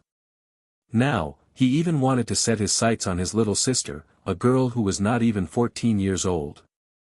Tong Liang called to ask which hospital Ding Chun was in, and then took Tong Tong to take the bus. Ning Shu stood beside Tong Tong and said, "You should learn something to protect yourself. If you're hurt, you might get pregnant." Tong Tong said, "Your life has just begun. You are still a flower bud that has yet to bloom into a beautiful flower. The flower of the motherland was pinched just like that." "I don't want to." Tong Tong shouted. The people in the bus stared at her in surprise. Tong Liang was a little disgusted by Tong Tong's embarrassment. He asked with a straight face, "What did you do? Are you crazy?" "Nothing. You're so weird. When we reach the hospital, you should also have your brain checked." Tong Liang didn't have much care for this little sister. Perhaps it was because he knew that this little sister was adopted, so he was more or less unscrupulous and didn't care about her feelings. Tong Tong lowered her head, tears welling up in her eyes. She looked at him and shivered, afraid that she would be hurt, and afraid that she would be abandoned. Ning Shu looked at the cars coming and going outside. All the entanglement and pain was because Tong Tong couldn't survive on her own. She had to rely on the Tong family to survive. However, relying on the Tong family might cause unavoidable harm to her life. Not to mention finding a man to marry and have children in the future. Once she was trapped and couldn't struggle out, Tong Penghai would never allow Tong Tong to be out of his control. The kindness of raising her had to be repaid with her body. He raised her and got her. There was nothing wrong with the logic. Tong Penghai had already regarded Tong Tong as his possession. Tong Tong was his. Therefore, if Tong Tong didn't resist, it was obvious what kind of existence she would become in the future. She would always be Tong Penghai's exclusive property without any room for resistance. If she resisted, she would definitely be suppressed and couldn't live a normal life for the rest of her life. Tong Tong couldn't live a normal life. Ning Shu looked at Tong Tong with some melancholy. Earn money to support herself, go shopping, buy clothes, fall in love with the person she liked, and form a family. It was a very normal thing for ordinary people, but it was unattainable for Tong Tong. As long as Tong Tong had the ability to survive, she could leave this family in minutes. However, how could a 9-year-old child survive? Solving Tong Peng and Ning Shu easily solved the problem. However, Tong Tong's survival would be a problem after she left. Tong Tong saw Ning Shu staring at her with melancholy and wanted to cry even more. She got off the bus and said to Ning Shu, "Am I very useless?" "No, it's not your fault," Ning Shu said. It could only be said that Tong Tong was born in a quagmire. First, she was abandoned by her biological parents. Then, she was adopted by such a family. Sometimes, you wanted to break free from the quagmire, but you fell deeper and deeper. In the end, you couldn't move and were swallowed by it. You gave up struggling and accepted your broken fate. "Angel, what should I do? If I don't obey Dad, he will drive me away. But if I obey, I will be hurt. If I resist, Dad will still drive me away." Tong Tong asked confusedly, "Why does Dad treat me like this?" "Why? God knows why." It was a game for adults, but these adults stretched their hands to young children. Everyone had a demon living in their heart, and it was hard to say when this demon would rush out. When they arrived at the hospital ward, Tong Penghai was lying on the bed and Ding Chun was feeding him. When Tong Penghai saw Tong Tong, he was very happy. He quickly waved for Tong Tong to come over. Tong Tong looked at Ning Shu. Ning Shu nodded. Tong Penghai didn't dare to do anything in public. It should be known that Tong Penghai was very sanctimonious outside. He looked like a successful person. Tong Tong walked over. Tong Penghai grabbed Tong Tong's hand and asked her a few questions. He asked if Tong Tong had eaten at home, if she had slept well, if she missed her father, and so on. If he didn't know that Tong Tong was an adopted daughter, he would have to praise him for being such a good father. However, Tong Penghai only dared to hold her hand. He didn't dare to do anything in the hospital. /BK Chapter 2355 Tong Penghai asked Tong Tong to stay and take care of him. How could a child like Tong Tong take care of Tong Penghai? Tong Penghai even asked Tong Tong, "Tong Tong, are you willing to stay and take care of Dad?" Tong Tong could only accept Tong Penghai's request. Even if she felt that it was difficult, she would still nod and agree. Ding Chun frowned and said, "The horse is about to be discharged. Why do you want Tong Tong to stay here?" "I can't be careless with my injury, so I have to stay for a few more days," Tong Penghai said impatiently. Upon closer inspection, this impatient expression was very similar to Tong Liang's. Tong Penghai was probably tired of his wife and didn't want a divorce, so he dragged it on.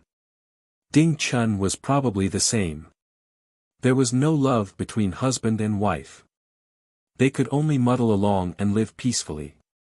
To be honest, the atmosphere between the couple made Ning Shu feel very depressed. They had been married for more than 10 years. They had lived half of their lives and the rest of their lives. Living together like this was really suffocating and terrifying. Although it was calm, there was no sign of life. Although it was calm, there was no pressure. There was no love between them. They could only muddle along and live their lives together. They were over 50 years old and didn't want to suffer anymore. At Ding Chun's age, if she divorced again, she would definitely be ridiculed. Moreover, she was no longer in her youth. If she wanted to marry again, she would probably have to choose the tallest person among the shorties. It was better to muddle along like this. How long had it been? If they were mission enforcers, they would have existed for even longer. There would also be a day when their love faded. However, mission enforcers' love faded. They could separate, but there wouldn't be so many obstacles and considerations like this. Reality was very helpless. Ding Chun knew her husband's behavior. She didn't stop him or say anything. She was probably afraid of causing trouble and making the whole family restless. When a woman reached this age, she could only show off her family, how much her husband earned, and how good her children's grades were. If these no longer existed, it would be a blow to a woman. She would lose all her face. Ding Chun's silence seemed to be normal. "It's not that serious. Go back and recuperate. It costs money to stay in the hospital for a day. There's no work. We don't have so much money to let you stay in the hospital leisurely," Ding Chun said. She split the money into 2 pieces. Ding Chun couldn't stand staying in the hospital when she could be discharged. "Okay, let's go," said.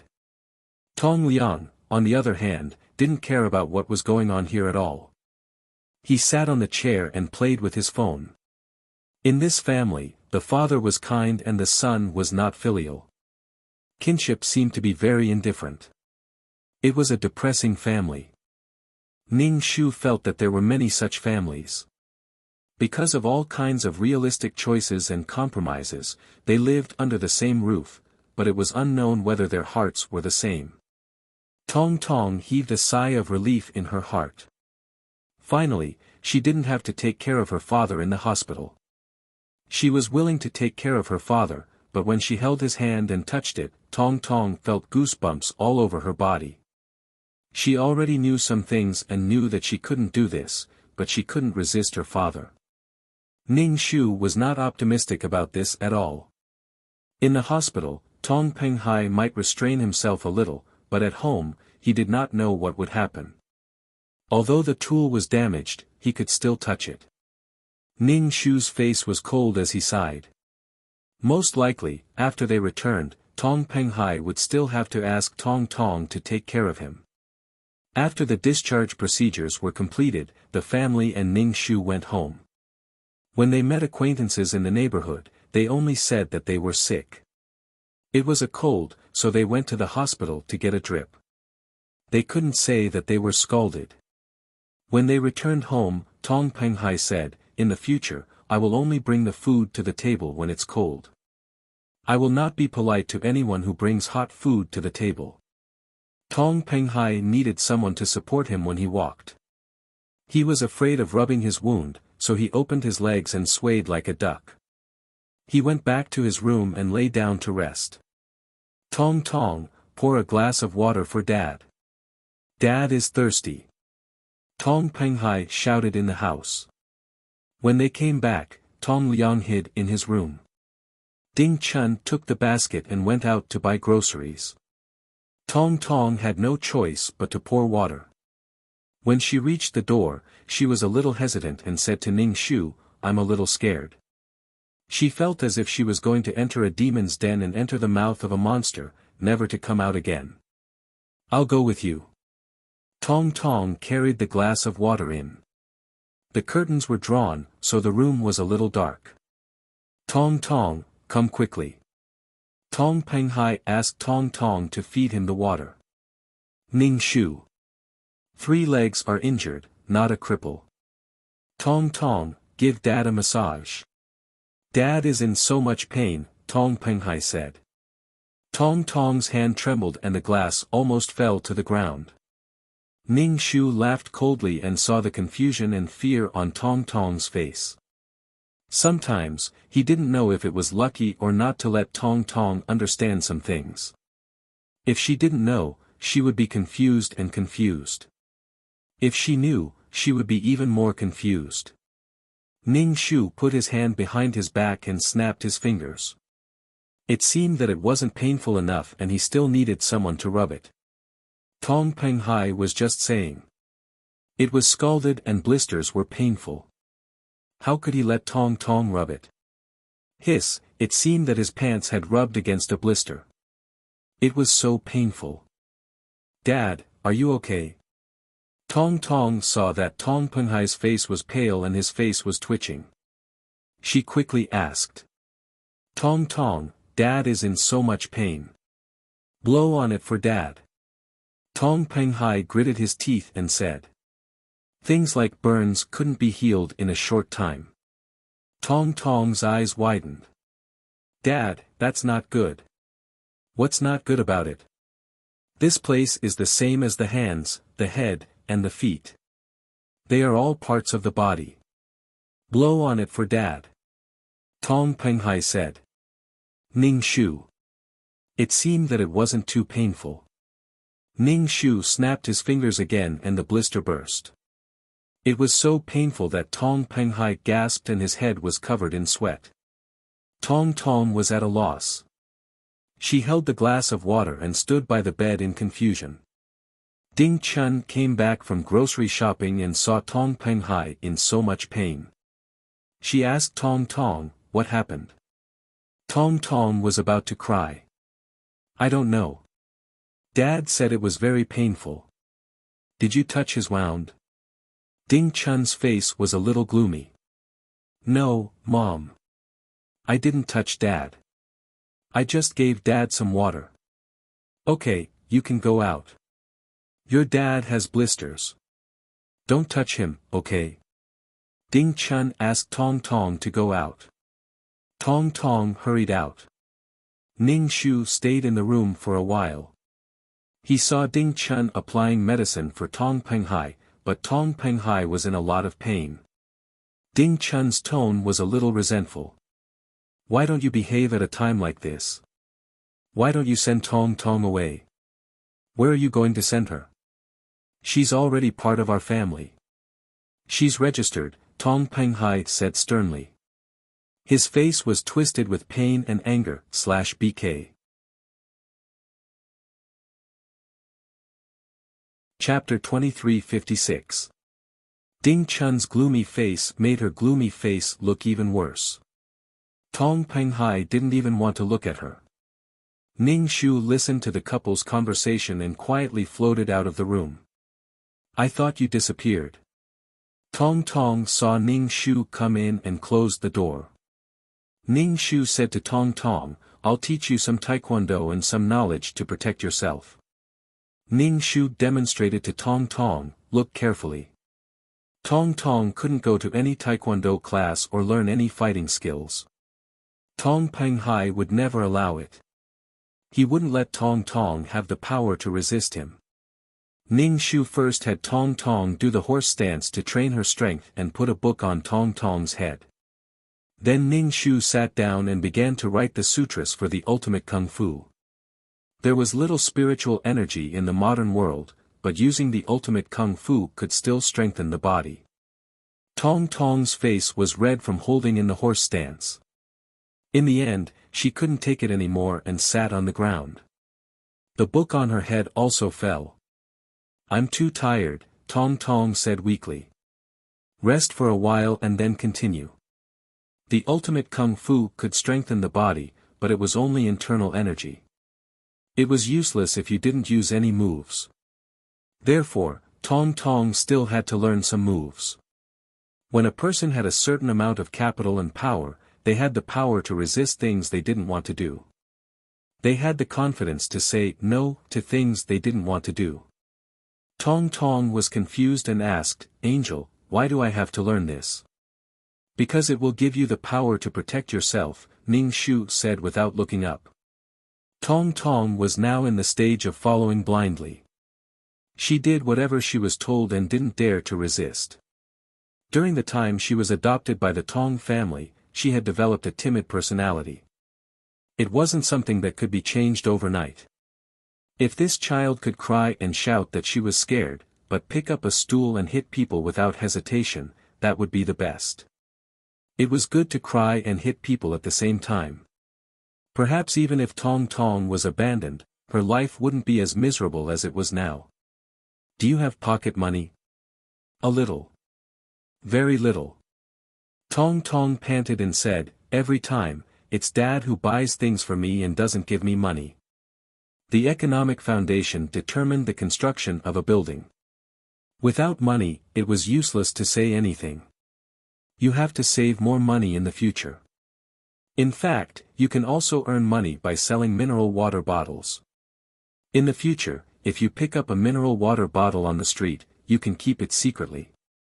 Don't let your family or your classmates know. Children usually had strong self-esteem and were unwilling to show their lowly appearance in front of their classmates. In fact, Ning Shu had already abandoned this kind of insignificant face. "Okay, I got it." Tong Tong nodded. Obviously, she trusted Ning Shu a lot. She would do whatever Ning Shu said. Ning Shu sighed. When would Tong Tong be able to think for herself? When would she be able to distinguish right from wrong? When would she be able to understand what was not good for her? This will take a long time. Tong Tong was 9 years old now. Maybe when she was a little older, Tong Penghai would not let her learn anymore. At that time, it would be time for Tong Tong to harvest.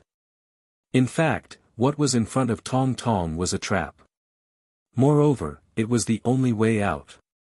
If she left the Tong family, she would not be able to survive. Ning Shu had a headache.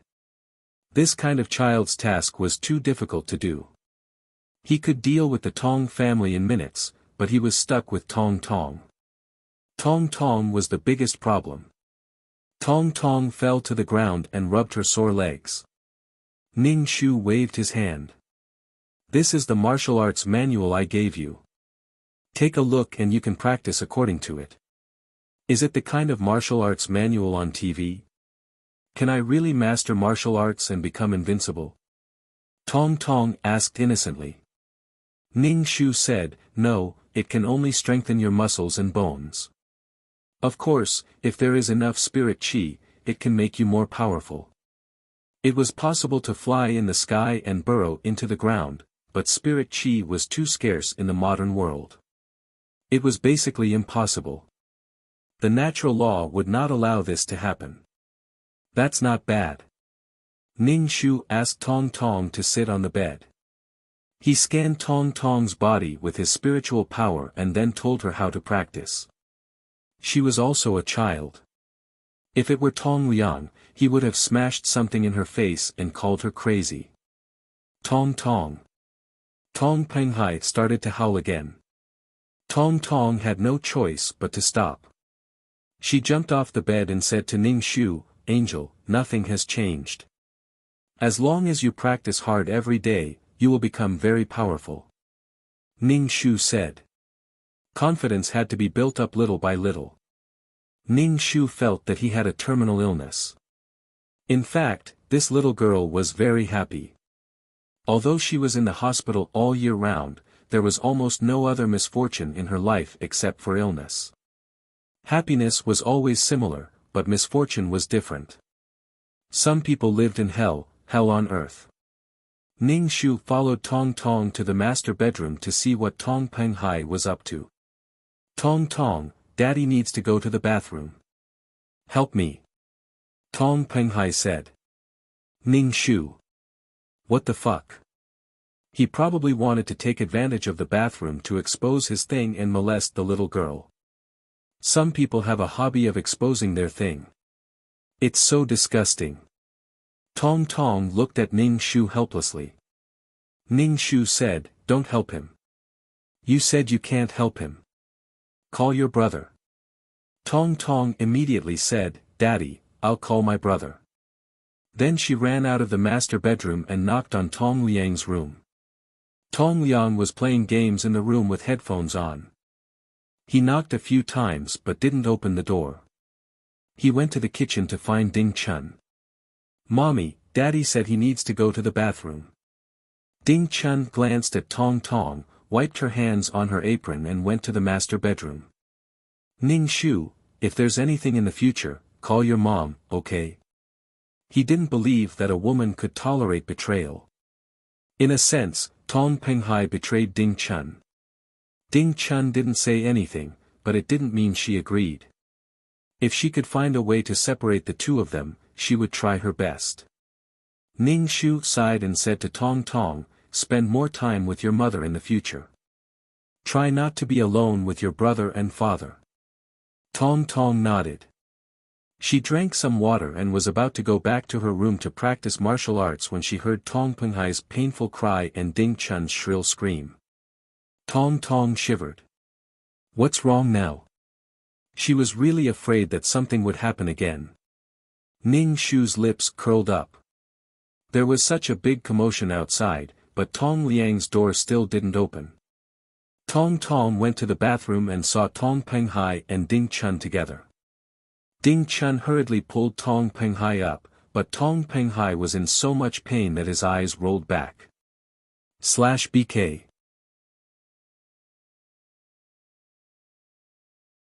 Chapter 2357. Tong Penghai's pants haven't been pulled up yet. Lying on the ground like this, Ding Chun pulled him up and pulled up his pants. Tong Tong was a little scared and asked, "Mom, what happened?" Ding Chun was annoyed and snapped at Tong Tong, "Go back to your room, don't get close to your father, what are you doing?" Tong Tong was so scared that she almost cried. She quickly ran back to her room, closed the door, touched her beating heart, and asked Ning Shu, "Angel, do you know what happened?" Ning Shu shook his head, "I don't know, I've been talking to you." Hee, that's because Tong Penghai knocked on the toilet. The bathroom floor was wet and very slippery. When Tong Penghai went to the toilet, Ning Shu used his spiritual force, Tong Penghai was already scalded and blistered. Now that he was knocked on the edge of the toilet, it's estimated that the pain of giving birth to a child is like this. Tong Penghai rolled his eyes in pain and then went into shock. Ding Chun was so scared that she quickly called the ambulance. When she was putting on Tong Penghai's pants, she touched the wound and Tong Penghai's body trembled and convulsed. The ambulance came and Tong Penghai was carried downstairs. Tong Tong looked at the movement outside through the crack of the door and saw her father being put on a stretcher. She asked in fear, "Will Dad be okay?" Tong Tong is afraid of Tong Penghai, but she also hopes that Tong Penghai is okay because Tong Penghai is the pillar of the family. Tong Liang came out of the room and saw the situation. He quickly asked, "What happened to Dad?" Ding Chun was very anxious. She took her bag and hurried to the ambulance, ignoring Tong Liang. "It's so annoying. What happened?" Tong Liang scratched his head and shouted at Tong Tong, "What are you doing in the room? What happened to Dad?" Tong Tong poked her head out of the door, "Brother, I don't know. Mom said that Dad fell in the bathroom. Then he slammed the door shut. Cultivate, your father will be fine." Ning Shu comforted Tong Tong. Tong Tong nodded and sat cross-legged on the bed. After cultivating for a while, she stopped and asked doubtfully, "Is this really useful? Why can't I become more powerful? Studying hard for 10 years is the same as practicing martial arts. It's not something that can be done in a short period of time. You have to do it day after day." Ning Shu felt that he was about to become a joke maker. "Oh, okay, but I'm worried about Dad," Tong Tong said. "Your father will be fine. That way, they wouldn't have time to harass him." In fact, Ning Shu had a bold idea. Tong Tong still wanted to say something, but Ning Shu's face darkened. Tong Tong immediately closed her eyes and began to cultivate. She followed Ning Shu's instructions and absorbed the spiritual energy. But what is spiritual energy? I can't feel it at all. Tong Tong asked doubtfully. Feel it carefully, even more carefully. By the time you can feel it, it will be the time when the divine skill is about to reach large success, Ning Shu said casually. In addition to cultivation, Ning Shu also wanted her to learn taekwondo and martial arts. Martial arts were more ruthless and attacked the weak points of a person. It was very likely that one move could kill. Ning Shu thought for a while and didn't teach martial arts. He called for some self-defense taekwondo and dangerous methods to prevent Tong Tong from accidentally killing someone. Although Tong Tong looked timid, when cornered, a cornered dog would jump over a wall, and a cornered rabbit would bite. Ning Shu felt that he was worrying too much. In the future, he really didn't want to take on such childish tasks. It was troublesome and there were too many things to consider. Tong Penghai, who had just been discharged from the hospital less than half a day ago, was now in the hospital again. At night, Ding Chun came back with a tired face. Tong Liang asked what happened. Ding Chun just said that it was nothing serious. When Tong Liang heard that it was nothing serious, he felt relieved and went back to his room to play games. He thought for a while and said to Tong Tong, "Let's go and play games with brother." Tong Tong quickly shook her head, "Brother, I don't know how to play games." To play games, they had to go to Tong Liang's room. Tong Liang felt that it was boring and didn't force her. Anyway, Dad was in the hospital and Mom had to accompany him. There were only the two of them at home. This series of things exhausted Ding Chun. She took the passbook from home and went to the hospital. Ning Shu also felt that since there was no one at home, it was suitable for doing bad things. When Tong Tong fell asleep at night, Ning Shu went through the wall and went to Tong Liang's room. Tong Liang was watching cat movies with headphones. His blood was boiling. Ning Shu picked up a cup of water and handed it to Tong Liang. Tong Liang had been looking at the computer screen. He took a sip and put it down. After a while, he realized that the cup was still floating in the air. He was so scared that he screamed. Ning Shu set up a barrier around the room. It was very soundproof. Tong Tong, who was next door, definitely couldn't hear anything. Tong Liang threw away his headphones and climbed out of bed. He wrapped himself in the quilt and shivered. He looked at the computer mouse moving in horror. The sound from the computer's stereo was getting louder and louder. It hurt Tong Liang's ears. The ambiguous sound from the stereo still reached his ears. It was a sound that made people's blood boil, but Tong Liang felt that the blood in his body was about to freeze. Wave after wave of sound reached his ears. Even if he covered his ears, he couldn't do anything. He ran out of bed and wanted to open the door to escape. However, he couldn't open the door. When he finally opened the door, he hit the wall and bounced back. He sat on the ground. Tong Liang's face was full of fright. He screamed for help in horror and banged on the door. There was also a loud ear-piercing sound from the stereo.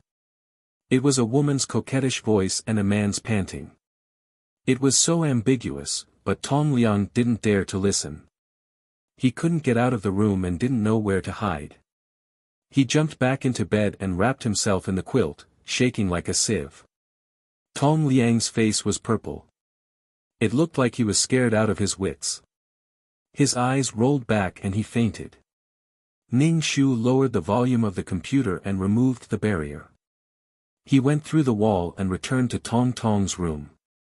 When Tong Liang woke up, the computer was still playing the cat movie.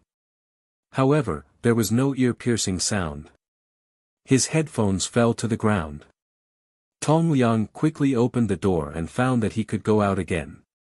Was it a dream? But the dream was too real. Tong Liang didn't dare to go back to his room. He curled up into a ball on the old sofa in the living room. He was afraid that he wouldn't be able to come out again. Tong Liang couldn't tell the difference between reality and dream. He only hoped that he was dreaming. The next morning, Tong Tong went out of the room and saw her brother sleeping on the sofa. He was mumbling something about ghosts. He looked like he was in a trance and his face was haggard. "Brother, what's wrong?" Tong Tong patted Tong Liang. Tong Liang was so scared that his body trembled. He opened his eyes and saw Tong Tong. "What are you doing? You scared me." Tong Tong/BK.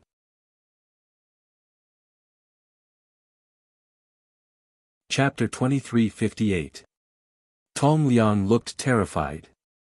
His face was pale, and there were dark circles under his eyes. He looked extremely haggard. He looked more like a ghost than Ning Shu. It was as if he had masturbated too much. Tong Tong didn't know what had happened. She asked, "Brother, what's wrong? Are you not feeling well?" "I'm fine. Go and cook." Tong Liang let out a long sigh. Although Tong Tong was a little confused, she still went to the kitchen to cook. Ning Shu looked at Tong Liang silently. Tong Liang rubbed his face, and then his body stiffened. He saw the fruit plate on the table move. The plate moved to the side of the coffee table and fell to the ground with a clang. The fruit rolled all over the floor. Tong Liang was so scared that his pupils shrank. He jumped up and rushed to the kitchen. He curled up and hid behind Tong Tong. He looked very funny. Tong Tong asked in surprise, "Brother, what's wrong with you?" "Tong Tong, I think there's a ghost in this house." "A ghost?" threw the plate on the floor. Tong Liang said in a trembling voice. He hid behind Tong Tong and looked around. Tong Tong poked her head out of the kitchen and saw the fruit on the floor. "It's just a plate on the floor. What's the fuss about?" "Brother, you're too timid." It was probably the first time she saw her brother like this. Tong Tong actually teased him. Tong Liang's face darkened. "How dare you talk to me like this? You don't want to live anymore." Tong Tong lowered her head and started to cook. Tong Liang asked again, "Did you hear anything last night?" "No, it was very quiet." "Brother, what's wrong with you?" Tong Tong asked. She looked really confused. Tong Liang saw her like this and was extremely irritated. He looked very frightened and vented his anger on Tong Tong. "It's useless to ask you. What's the use of you?" Tong Tong didn't say anything. She could hear her brother mumbling about ghosts beside her.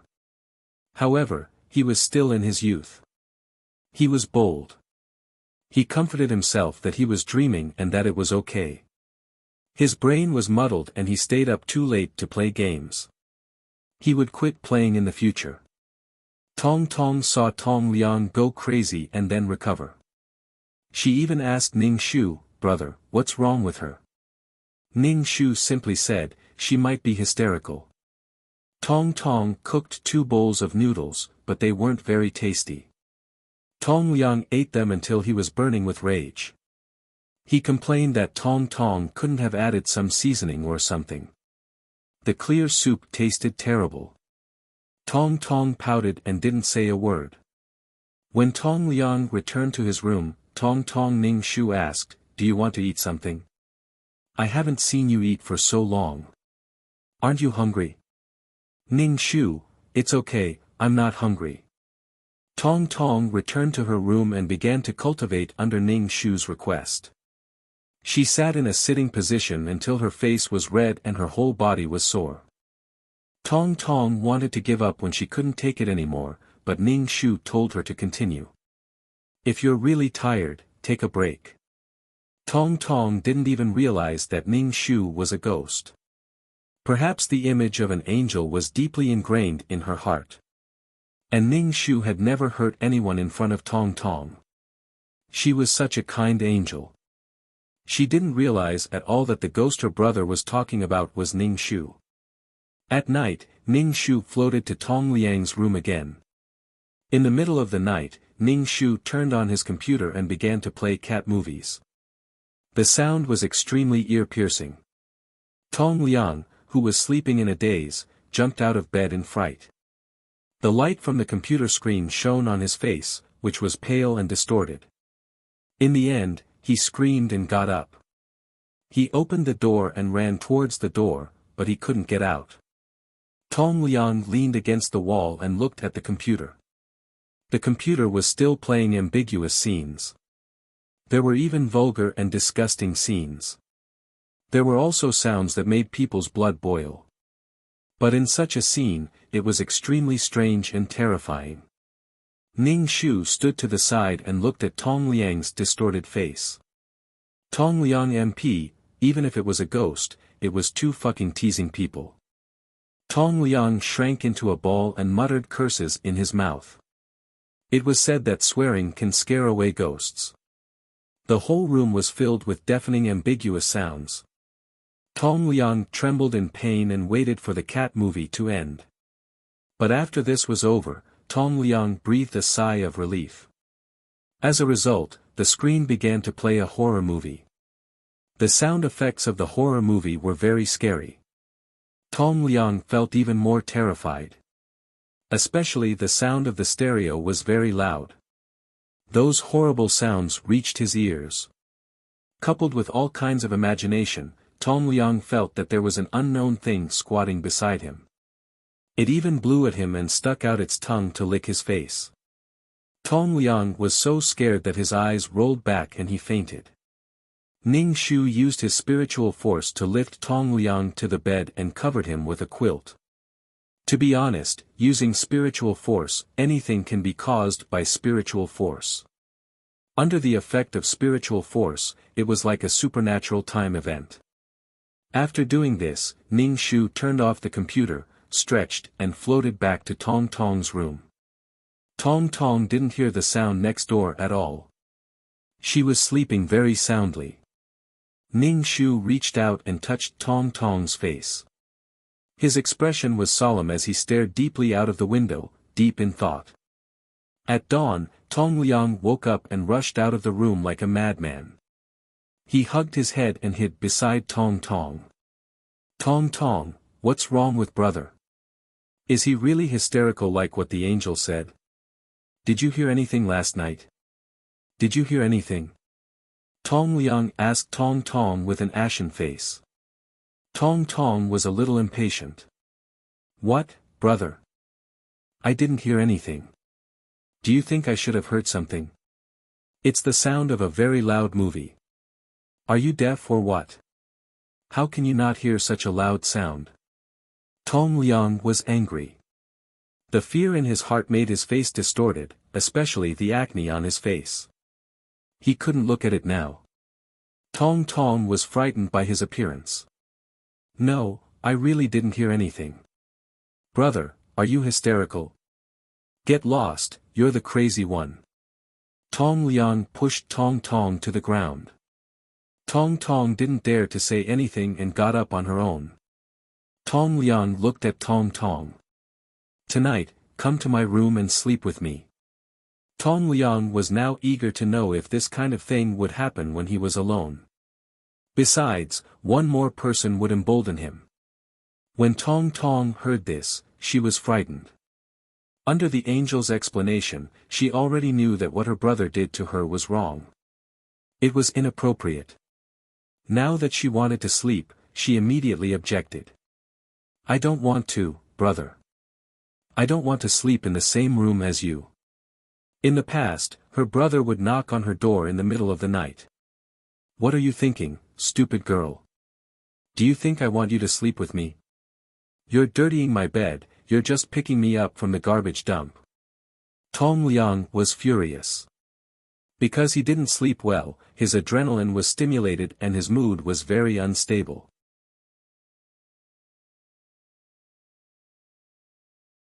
Chapter 23:59. It wasn't that Tong Tong was really picked up from the garbage dump, but when Tong Penghai adopted Tong Tong, Tong Tong's face was sallow and she was emaciated. Her clothes were very old and there was some dirt that couldn't be washed off. She looked like a child picked up from the garbage. When Tong Tong heard her brother's words, her body trembled. Brother, are you too tired? There's no sound at all. Why don't you go to the hospital? Mom and Dad are in the hospital anyway. Get lost. You have to sleep with me tonight. Otherwise, I'll kick you out and let you sleep on the street. This is not your home. Tong Liang said ferociously. Tong Tong said, okay, brother, but we can also do it in the living room. No, not in the room. Tong Liang's heart was beating like thunder. I'm going to sleep. Don't disturb me. Tong Tong went back to the room and closed the door. She cried to Ning Shu and said, what should I do now? Is brother trying to trick me into going to his room? He even made up something like a ghost. It was simply superstition. The more Tong Tong thought about it, the more she felt that her brother did it on purpose. Ning Shu only wanted to say that Tong Liang really didn't have the intelligence to do that. Using a haunted house to trick his younger sister into resting with him, at this time, he couldn't think of any tricks at all. He was really eager to find someone to test it on. It's okay. You go. Didn't you learn some moves these 2 days? If there's really something, it's enough for you to escape. Ning Shu said. Tong Tong bit her lips and looked hesitant. But if I hit brother will definitely ask Mom and Dad to throw me away and let me sleep in the garbage. They won't. Trust me. Ning Shu said, as for why not, think about it carefully. After all, she was only a 9-year-old child. Once she entered junior high school, she could choose to live in a school that was farther away from home. In short, he would do everything possible to prevent her from coming into contact with the father and son. However, as a parent, Tong Penghai could stop Tong Tong from studying. In short, the future wasn't very bright. If she learned more and saw more, she might go out of Tong Penghai's control. Tong Penghai would never allow his adopted daughter to go out of control. He raised his prey and watched it grow day by day. Then, it would be time to enjoy it. Do you really want to go to my brother's room? Tong Tong refused. Every time she saw her brother's strange eyes, she was scared. I will protect you. That night, Tong Tong went to Tong Liang's room with a blanket and a pillow, wearing a long shirt and trousers. Tong Liang opened the door and let her in. Tong Tong covered herself with her own blanket. They each had their own blanket so that they didn't have to squeeze under the same blanket. Tong Liang and Tong Tong were lying on the bed. The room was very quiet. Tong Liang didn't dare to turn off the lights. The room was bright and a little dazzling. Tong Tong couldn't fall asleep either. She curled up into a ball under the blankets. Her body was stiff and wouldn't move. Anyway, the two of them waited and waited, but they didn't hear anything. Instead, they fell asleep sleepily. Ah! The sudden sound exploded in Tong Liang's ears, startling Tong Liang to sit up. He didn't know when the lights in the room went out, but the computer started playing again, making Tong Liang feel cold. Tong Tong, who was next to him, didn't seem to hear anything at all. She was still sleeping. Tong Liang wanted to stretch out his hand to wake Tong Tong up, but a ghost face suddenly rushed towards him. This ghost face was pale and blue, and it was bleeding from the 7 orifices. It grinned at him. Tong Liang rolled and crawled to the door. The result was obvious. Tong Tong was still sleeping on the bed. Tong Liang was shocked and angry. He didn't know where he got the courage from, but he actually rushed to the computer, grabbed it, and smashed it on the ground. The computer screen shattered. Tong Tong was awakened by the sound. She quickly turned on the lights and saw her brother panting heavily. He smashed the computer like a crazy person. She was shocked. "Brother, what happened to you?" Tong Liang showed a smile that wasn't a smile. His face twitched and he said neurotically, "I smashed the computer." "Let's see what else you can play, hee." Tong Tong was horrified. She felt that she wasn't scared by a ghost. Instead, she was scared by her brother's appearance. Was her brother crazy? "Didn't you hear that loud noise?" Tong Liang asked the terrified Tong Tong. Tong Tong was confused. "No, I heard you smashing the computer. Then I woke up and saw you smashing the computer." Tong Tong saw Ning Shu standing at the head of his bed and sighed in relief. Thankfully, there was an angel by his side. It was not a ghost, but her brother had gone crazy. "Don't look at me like that. I'm not crazy." Tong Liang felt that this was real, very real. Tong Tong hugged the blanket and didn't speak. Tong Liang sat on the ground weakly. Tong Liang sighed in relief. Without the computer, he wanted to see what the ghost was playing. Tong Liang laughed sarcastically. He didn't expect the ghost to be a pervert who liked to watch these kinds of movies. Tong Tong, he was seriously ill. It was almost dawn. The two slept soundly. Ning Shu heard the sound of the door opening and quickly woke Tong Tong up. "Go back to your room." Ding Chun was back and was opening the door. Tong Tong didn't ask why. She picked up her blanket and pillow and went back to her room. Ding Chun tried several times but couldn't open the door. In the end, Ding Chun waited for Tong Tong to return to her room before opening the door. Tong Tong saw that it was already dawn and started to put on her clothes. Ding Chun opened the door and saw that her adopted daughter was putting on her clothes. "Lock the door in the future." "I know, Mom. Tong Tong will earn money in the future and buy lots of clothes for Mom." Tong Tong said to Ding Chun with a smile. Ding Chun was expressionless. She didn't seem to be affected by Tong Tong's words.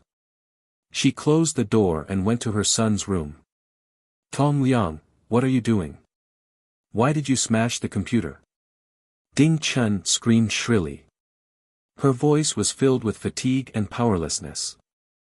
It sounded like a middle-aged woman's wail. It was angry and desperate. "Don't tell anyone that you were in the same room with your brother last night, okay?" Ning Shu said. "At least, don't tell anyone." Tong Tong nodded. "Mom, there's a ghost at home." "There's really a ghost." Tong Liang saw his mother and immediately shouted, "There's really a ghost. When I was sleeping, the computer automatically started playing a movie. I also saw a ghost face covered in blood." Ding Chun was already very tired. She was taking care of Tong Penghai in the hospital. When she came back, she saw that her stubborn son had even smashed the computer. Was it really because he couldn't beat her in games that he smashed the computer in anger? He even said that there was a ghost. "Can't you watch less stimulating things? Are you dreaming?" Ding Chun was too lazy to listen to her son. She prepared to take a shower and go to the hospital.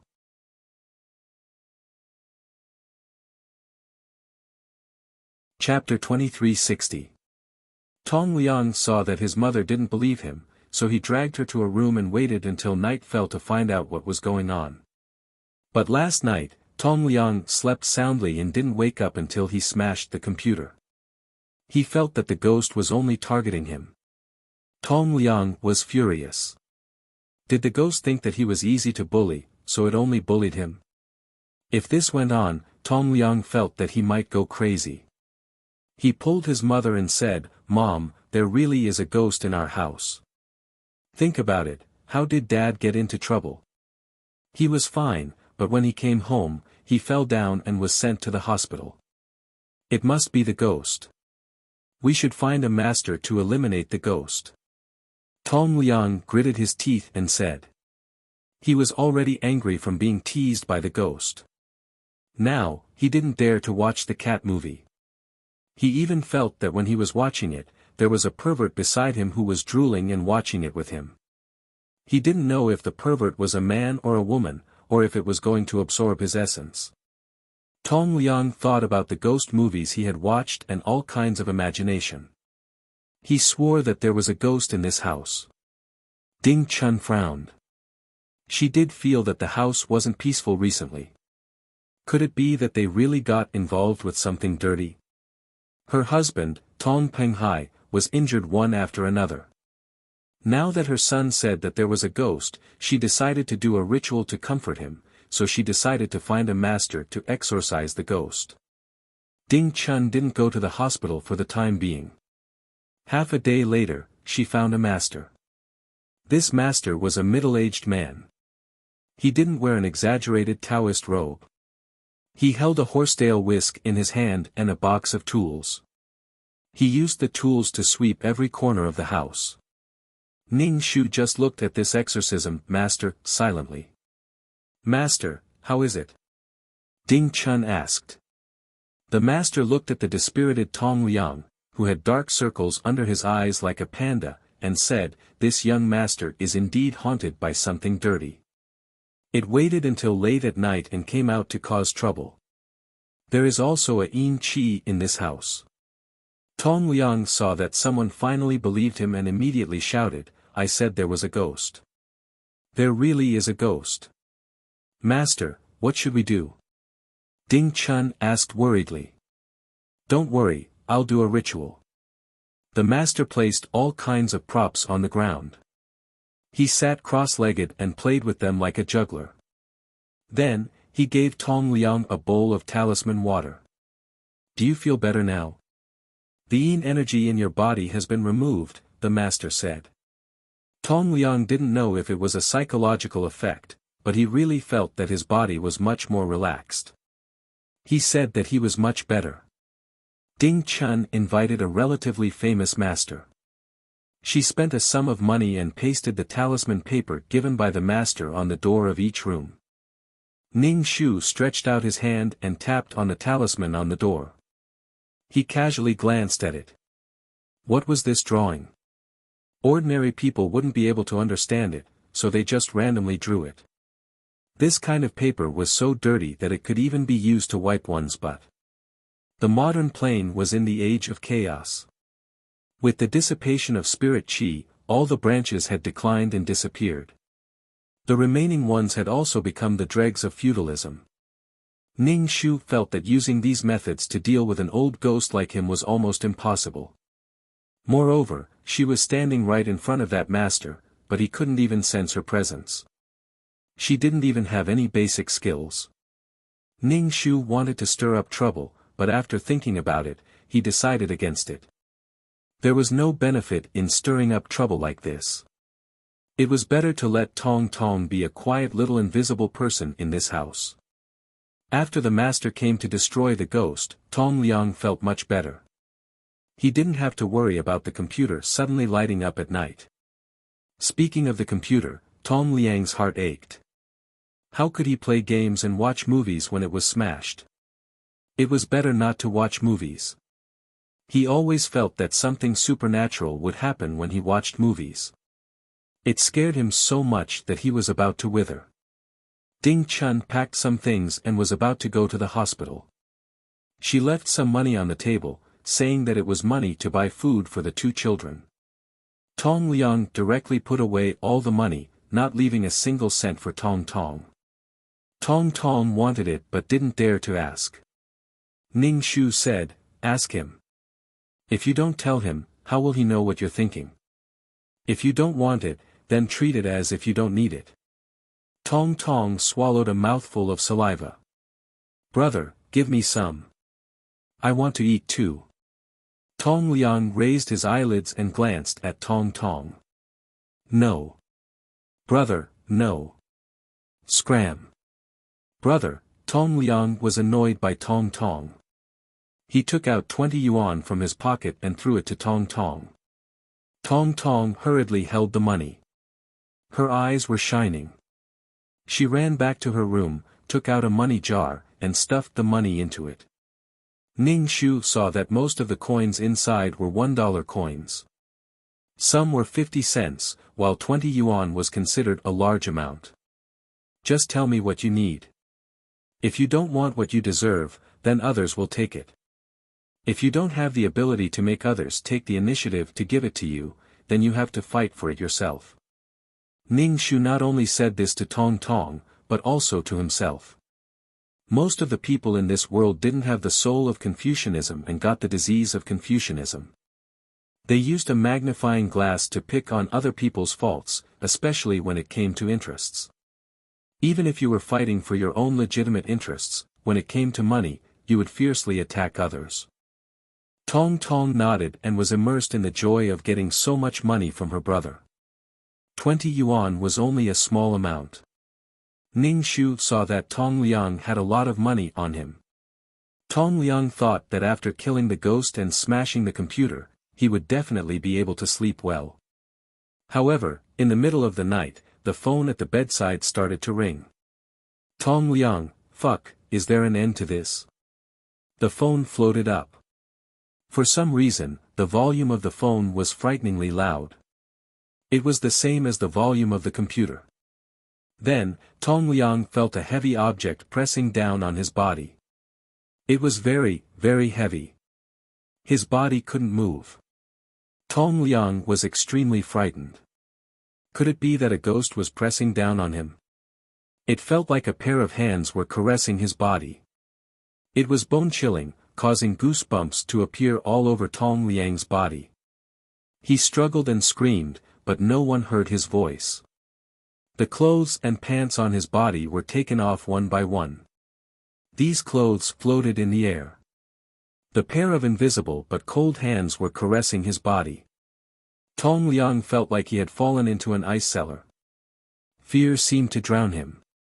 Could it be that this pervert was interested in watching porn and wanted to do something to him? He was raped by a ghost. Ning Shu stood aside and used his mental strength to control Tong Liang. He saw Tong Liang's frightened expression.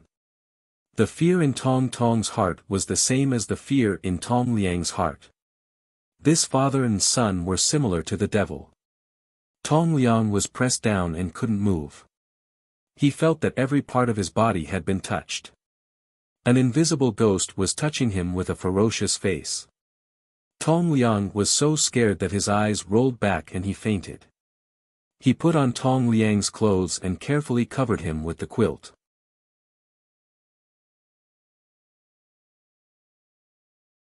Chapter 2361. Well, Tong Liang seemed to have wet the bed. Ning Shu thought about it and cut Tong Liang's finger. He dipped it in blood and wrote on the bedside table. Your body is very good. I like it very much. At the end, Ning Shu even drew a smiling face to act cute. After doing this, Ning Shu left the room. You should also experience how it feels to be blasphemed. After dealing with Tong Liang, he would deal with Tong Penghai. He didn't know if he could complete this mission. Sigh. Ning Shu tapped his finger and water appeared in front of him. Ning Shu washed his hands and eyes. Damn, his eyes hurt. Fortunately, he didn't use his hands, but his mental strength. Otherwise, it would be even more disgusting. It was clearly a beautiful and sacred thing that would naturally come together when the conditions were right. Why did it become a filthy thing under the trampling of these people? Wasn't it good to have a pilgrimage heart? The next morning, there was another shrill cry of a male duck. Tong Liang looked at these words and felt extremely horrified. He didn't know if it was a male or female ghost. If it was a male ghost, it would be too disgusting. Tong Liang was disgusted and scared. Then, these words were slowly wet with water and finally wiped away. The blood disappeared as if everything was an illusion. But it wasn't an illusion. Nothing was an illusion. "Brother, what's wrong?" Tong Tong was awakened by her brother's shrill voice. "Is there a ghost again?" "There is a ghost. There is a ghost." Tong Liang pulled his hair. "He said that my body is very good. He likes me." This feeling was too terrifying. It was incomparably terrifying. "Tong Tong, what are you talking about?" "Brother, we have to go to school today." Tong Tong ignored her crazy brother and went to cook. If she asked too much, her brother would scold her again. Tong Liang rushed out of the house. Tong Tong hurriedly shouted, "Brother, where are you going, brother?" Ning Shu smiled. He was probably too scared and went to find his parents. Tong Tong couldn't help but scratch her head. "What is brother doing?" "Don't worry about him. Go to school after cooking. Knowledge changes fate. You have to try your best to learn more. With more knowledge, more power to change yourself. He would have the strength to save himself." Tong Tong nodded. Oh. When Tong Tong came back from school, the house was full of smoke. She almost thought that the house was on fire. She saw a lot of incense and candles burning in the house and a monk chanting scriptures. Tong Liang stood shivering beside Ding Chun. He didn't look arrogant at all. "Mom." Tong Tong moved to Ding Chun's side and called out in confusion. "Go back to your room." Ding Chun didn't want to say anything to Tong Tong. Seeing how tired her mother was, Tong Tong obediently went into the room without saying anything. There is no ghost at home, but why do both mommy and big brother say there is a ghost? Tong Tong was confused. Only the human heart has ghosts. No matter how ferocious ghosts are, they are still transformed from humans. So there really is a ghost? Tong Tong asked in horror. "No, it's a psychological effect," Ning Shu said shamelessly. "But there's an angel like me." The monks outside were chanting sutras and knocking on the wooden fish. It was a torturous day. Tong Liang didn't dare to stay at home. He went to the hospital with Ding Chun, leaving Tong Tong alone at home with a floor full of ashes. "Clean the room." Ding Chun instructed Tong Tong and left with Tong Liang. Tong Tong. She was completely dumbfounded. However, Tong Tong obediently took a mop and cleaned the ashes on the floor of the living room. Then, she did her homework after dinner. Although she was the only one at home, Tong Tong was very relaxed. Then, she started to cultivate. Until now, Tong Tong didn't feel any energy or spiritual energy. She didn't feel anything except that her appetite became better. Ning Shu just said, "Take it slow. Don't rush." In the middle of the night, Tong Tong fell asleep. Ning Shu floated out of the room and went to the hospital. Tong Liang was sleeping on a chair in the ward. Then, he suddenly felt a huge force pressing on his body. Then, he felt a pair of invisible hands groping his body. Tong Liang wanted to shout, but he couldn't. His father was sleeping soundly on the bed. His mother was lying beside the bed. No one could hear his voice. He had left home, so why was this ghost still following him? When the unbearable humiliation was about to end, he vaguely heard a man sigh, which made Tong Liang feel as if he had been struck by lightning. His entire body was petrified. It was a male ghost. Why didn't the male ghost harass Tong Tong? Why did it harass a boy? It was too disgusting. It was really disgusting. Ning Shu glanced at Tong Penghai who was sleeping on the bed. He was thinking about how to deal with Tong Penghai. Even if the tools were no longer there, he could still use other tools. Maybe it would be more twisted and perverted. After finishing his business, Ning Shu returned to the Tong family and stayed by Tong Tong's side. As soon as Ning Shu left, Tong Liang's tragic screams rang out, causing the entire hospital to be in an uproar. "Mom, there's a ghost.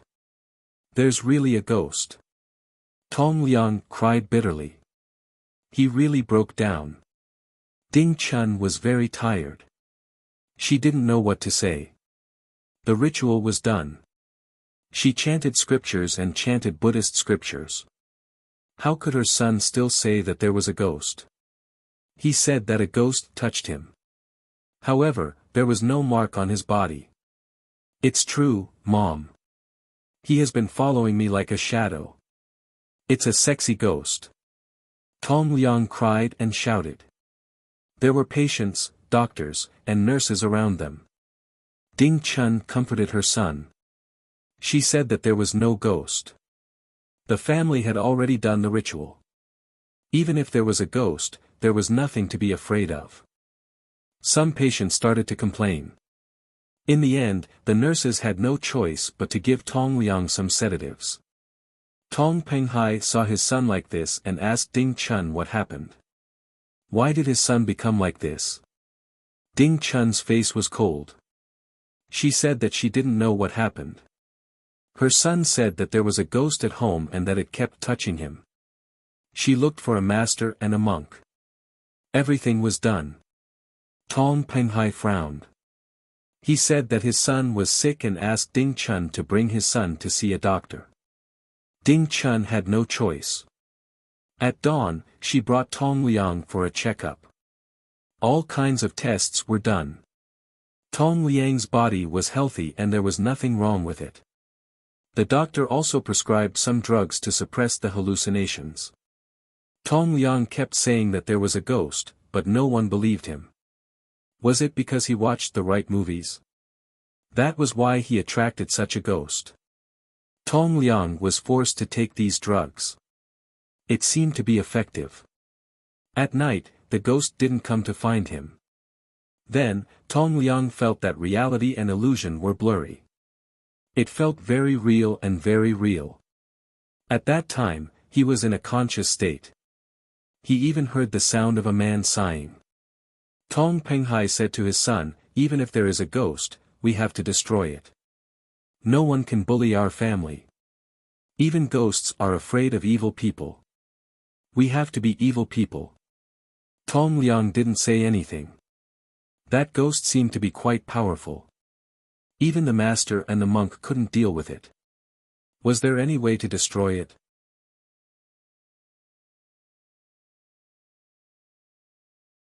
Chapter 2362.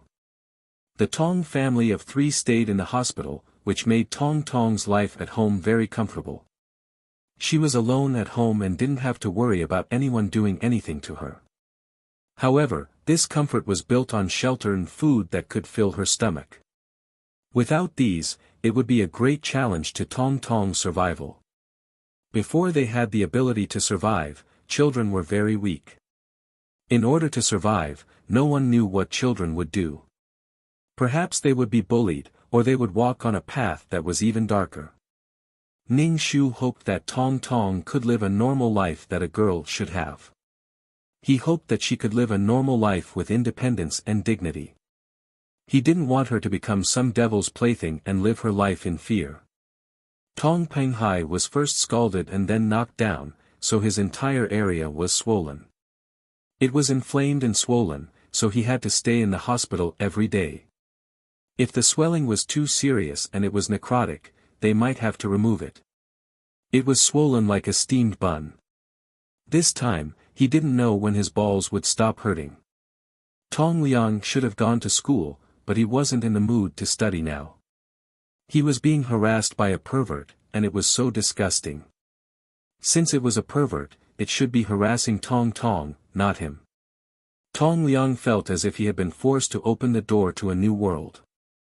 Whenever he thought of a male ghost drooling over him, Tong Liang felt so disgusted that he wanted to vomit. It was fine if it was a male ghost, but why would it not let a child like him go? Disgusting, too disgusting.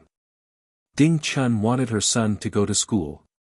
He was going to be in his 3rd year of middle school. She wanted her son to go back to school and study hard and try to get into a key high school. If he went to university, it would be easier for him to have a job. However, Tong Liang wasn't willing to go. He would rather curl up and sleep in a hospital chair than go home and study. Ding Chun was so angry that she felt weak. Her son didn't listen to her, and her husband wasn't someone who cared about her. He was also a playboy. Ding Chun's heart was filled with indescribable depression and anger. She just wanted to scream and shout that she couldn't take it anymore. However, Ding Chun just silently swallowed it. Life was tough, and she had to endure it slowly. She just thought that she had a hard life to meet such a man. Her husband couldn't work now. He didn't have a salary or anything. The savings at home were decreasing bit by bit. Ding Chun was extremely anxious. It was as if her entire person was shrouded in pent-up anger. Ning Shu didn't let Tong Liang off the hook. Instead, he went to visit him the next day. He wasn't sure what time it would be. It could be day or night. Most of the time, he would wait until Tong Liang was asleep before going. Tong Penghai was the one who was injured and hospitalized, but Tong Liang suddenly lost weight. He was so scared that he was about to become a skeleton. He couldn't take it anymore and told his father that he would kill that ghost. He wouldn't stop until he was dead. Toying with him like this was too disgusting. Tong Penghai also wondered if his son was sick. During this period of time when his son was accompanying him, he did not encounter any ghosts. Instead, it was his son who kept screaming that there were ghosts, but no one encountered any supernatural incidents. Tong Penghai comforted his son. If there really was an evil spirit, he would definitely kill it. Her son had been touched by a ghost, and her man's manly place had been injured. There was definitely a ghost. Even if there wasn't a ghost, someone had to be behind it. Tong Penghai was someone who had been in society for a long time. He was used to seeing all kinds of people, men, women, villains, and gentlemen. He liked the adopted daughter at home because the child wasn't influenced by society. She was still clean and pure. The darkness yearned for the light, and the filth yearned for cleanliness. Tong Tong was a pure blank piece of paper. Tong Penghai called home and asked Tong Tong to visit him. He said that he missed Tong Tong. If she was his biological daughter, it wouldn't matter. Even if she was his biological father, she would still avoid him. Tong Tong received a call from her adoptive father. Ning Shu asked, "What should I do?" "He's your father.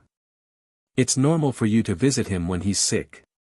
Besides, you're in the hospital. You don't have to show too much resistance. Too much resistance would cause the opposite effect. It would make Tong Penghai think that his daughter had the intention to rebel. It was more important to work hard to protect herself." Tong Tong replied with an "oh." She made some things and sent them to the hospital in a thermos. Letting a 9-year-old girl go to the hospital like this, he wasn't afraid of losing her. He was also careless. Even women could be abducted and sold, let alone such a young child. When Tong Tong arrived at the hospital, she first smiled sweetly at her adoptive father. When her adoptive father was about to hold her hand, she immediately opened the thermos to feed Tong Penghai. Tong Penghai was unhappy at first, but when Tong Tong brought the food over and fed it to his mouth, Tong Penghai's displeasure disappeared. Ning Shu looked at them expressionlessly. At this time, Tong Penghai still had such thoughts. His crotch was so swollen that it looked like 2 oranges had been stuffed into it. Perhaps he didn't think that anything would happen. He was happy to see his daughter. Ha! Tong Tong forced a smile as she fed her adoptive father. Tong Penghai patted her butt from time to time. He even pinched it gently, making Tong Tong's face turn green and white. She silently took the thermos to wash it. Tong Tong wiped her tears as she washed it. Ning Shu stood beside her. "There's nothing to cry about. Practice martial arts well. This isn't the most serious thing. Tong Tong washed her face with water. When she returned to the ward, she saw that Ding Chun had returned with Tong Liang. Why are you here? Ding Chun glanced at Tong Penghai as she spoke. I'm bringing some food to Dad. Mom, I'm going back. Tong Tong thought for a moment and said to Tong Penghai, Dad, take care of yourself. Leave the hospital early so that Mom can rest more. Ding Chun didn't say anything, but Tong Penghai said, then, Tong Tong, come to the hospital after school to take care of Dad. That way, Mom can rest more. Ding Chun pulled the blanket over Tong Penghai. The whole family is here. Where do you sleep? The child has to study tomorrow and doesn't do his homework. Isn't it enough for me to stay here? Okay, I'll listen to Mom. Tong Tong immediately smiled and said, Tong Tong will study hard and filial piety to Mom when I earn money in the future. Ding Chun waved her hand to let Tong Tong leave. As for filial piety, Ding Chun didn't seem to care. Perhaps she knew that this adopted daughter wouldn't have the chance to be filial to her. Tong Tong carried the thermos out of the hospital and asked Ning Shu, Angel, was what I said just now right? Yes, it was just a few words of praise. You didn't lose anything by saying them, Ning Shu said. Even if Ding Chun turned a blind eye to all this, Tong Tong needed someone to protect her. /BK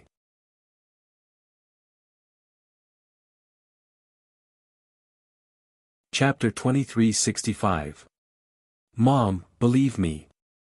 Someone really pulled me. Ding Chun sighed. Could it be that their family was being haunted by ghosts?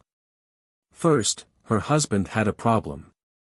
Then, her son said that he was touched by a ghost. Now, her adopted daughter was pulled down from the parallel bars and landed on her legs. If her head landed on the ground, her neck would not be able to support it and she would definitely die. Now, she was the only one in the family who had not suffered misfortune. She did not know when it would be her turn. Ding Chun's heart was very scared. She felt a gloomy chill on her neck as if a steel knife was hanging over her neck. She suddenly shivered and had goosebumps all over her body. Why did this happen? Ding Chun sent Tong Tong home and looked around the whole house. She felt that the house was gloomy and felt that there was really a ghost inside. You stay at home. Ding Chun hurried to the hospital. Tong Penghai, who had undergone surgery, should have woken up. After Ding Chun left, Tong Tong immediately asked Ning Shu, is there really a ghost? I clearly felt that someone was pulling me. Ning Shu was very puzzled. He shook his head and said, there shouldn't be. Maybe it's just your illusion. During this period of recovery, you also have to practice the internal strength cultivation method. If it hurts too much, I'll talk to you. Ning Shu sat on the bed. No matter how painful it is, you have to bear with it. Tong Tong was sweating profusely. Ning Shu took a tissue to wipe her sweat. Tong Tong felt hungry, but her legs could not move at all. As for Tong Liang, she could not count on him at all. Ning Shu found some biscuits from home for her to eat. In the afternoon, Ding Chun came back again. Her eyes were red. She gritted her teeth as if she had a deep hatred. Behind her were several masters and monks. Ding Chun did not have much confidence in these masters and monks, so this time, she called a few more people. Ding Chun now really believed that there was a ghost in the family. Otherwise, the family would not have had problems one after another. Especially Tong Penghai, who was lying on the hospital bed and could not move half of his body. Half of his body was paralyzed and he drooled when he spoke. Coupled with his obesity, he would probably stay in bed for the rest of his life. Ding Chun almost cried dry. She called these masters and said with gritted teeth, if we can destroy the ghost, money is not a problem. Now that he was about to lose his life, he did not care about money at all. These masters just walked around the house and really couldn't see anything. However, they knew a little bit about it. They said to Ding Chun, "Your family has provoked a malicious spirit. Ordinary methods can't solve it at all. If you really can't, you have to move. Although I don't know what taboo you violated." Ning Shu raised his eyebrows. Could it be that there were very few people who saw her? Probably not. If they really saw her, they would have jumped up and run away. Move? Ding Chun's expression did not look good. Even if we move, what if he still follows us? Our family can't take any more trouble. Can't we just destroy him? If we really can't, we can just ask him what he wants. If he wants to burn paper money or a house or a car, can't we burn it for him? The Grand Master shook his head, saying that there was no way to resolve this, that it was an ill-fated relationship. Ding Chun was very dispirited. After the master left, she clasped her hands together in the room and muttered as she walked, "If we really offended you in any way, can you forgive us? Every new year, I will burn incense for you." However, Ding Chun did not encounter any situation where a malicious spirit appeared. She had no choice but to think of a way to sell the house and move. Back then, she had bought the house with great difficulty and now she had to sell it. Anyway, this house could not be lived in. Then, the family would have some cash flow. With the money from selling the house, they could live for a while if they scrimped and saved. Now, the family was relying on her alone. During this period of time, Ding Chun had aged a lot. She looked very haggard. Her body was surrounded by the gloominess of a failed woman. She asked her son to pack his things and go to the hospital to take care of Tong Penghai. She wanted to go out and look for a house. After selling the house, the family would need a place to live. So, she could only rent a house. In order to save money, Ding Chun would definitely rent a smaller house. "I told you that there was a ghost in the house. You didn't believe me. Now, something has happened." Tong Liang could not help but say. When he thought of his father becoming a cripple, Tong Liang was very annoyed. It was really embarrassing to have such a father. But he still had to go to the hospital to take care of his father. He had to endure the perverted ghost every day and take care of his half-paralyzed father. It was unbearable. What was going on? Ding Chun was very tired. Facing her impatient son and her husband lying in bed, she could not find anyone to rely on. No one cared about her. Tong Tong jumped to Ding Chun's side with a walking stick. She reached out and grabbed Ding Chun's hand. "Mom," Ding Chun glanced at Tong Tong and pushed her hand away. "Stay at home. The house is messy enough. Don't make trouble for me." Tong Tong immediately said, "I know, Mom. I will be good." Ding Chun carried her bag and went to sell the house. Ding Chun was reluctant to sell the house. She still wanted to wait for it to be demolished. But now that people were going to suffer, her life was more important. As for what kind of person bought the house, it was not within Ding Chun's consideration. If they did not have money, how could their family survive? Besides, the house could not be sold in a short time. They had to find a place to rent first. This house could not be lived in. Ding Chun ran around outside for 2 days and finally found a place to rent. The house was very small, only 50 or 60 square meters. The rooms were very crowded. There were not enough rooms. Except for the master bedroom, there was only one room left. There was not even a storage room. It meant that Tong Tong did not have a room to sleep. Ning Shu raised his eyebrows. He thought that Ding Chun might want to lose Tong Tong. After all, her husband was useless now. It was not a big deal to lose Tong Tong. Tong Tong was very scared. But under the guidance of Ning Shu, she said to Ding Chun, "Mom, it's okay that the house is small. I can sleep in the living room. Dad is sick. I will help you clean, cook, and take care of Dad in the future. I will study hard in the future." Ding Chun just said that she could make a room in the living room with a partition. Tong Tong was very happy. After finding a house, they moved quickly. The previous house was slightly bigger and there were more things. Now that everything was stuffed into such a small house, it seemed even more cramped. There was a feeling that when they walked into the house, everything would be piled up to the ceiling. It felt suffocating and stuffy. Tong Tong's previous room was a storage room. Although it was small, at least there was a door. The room here was just a thin partition.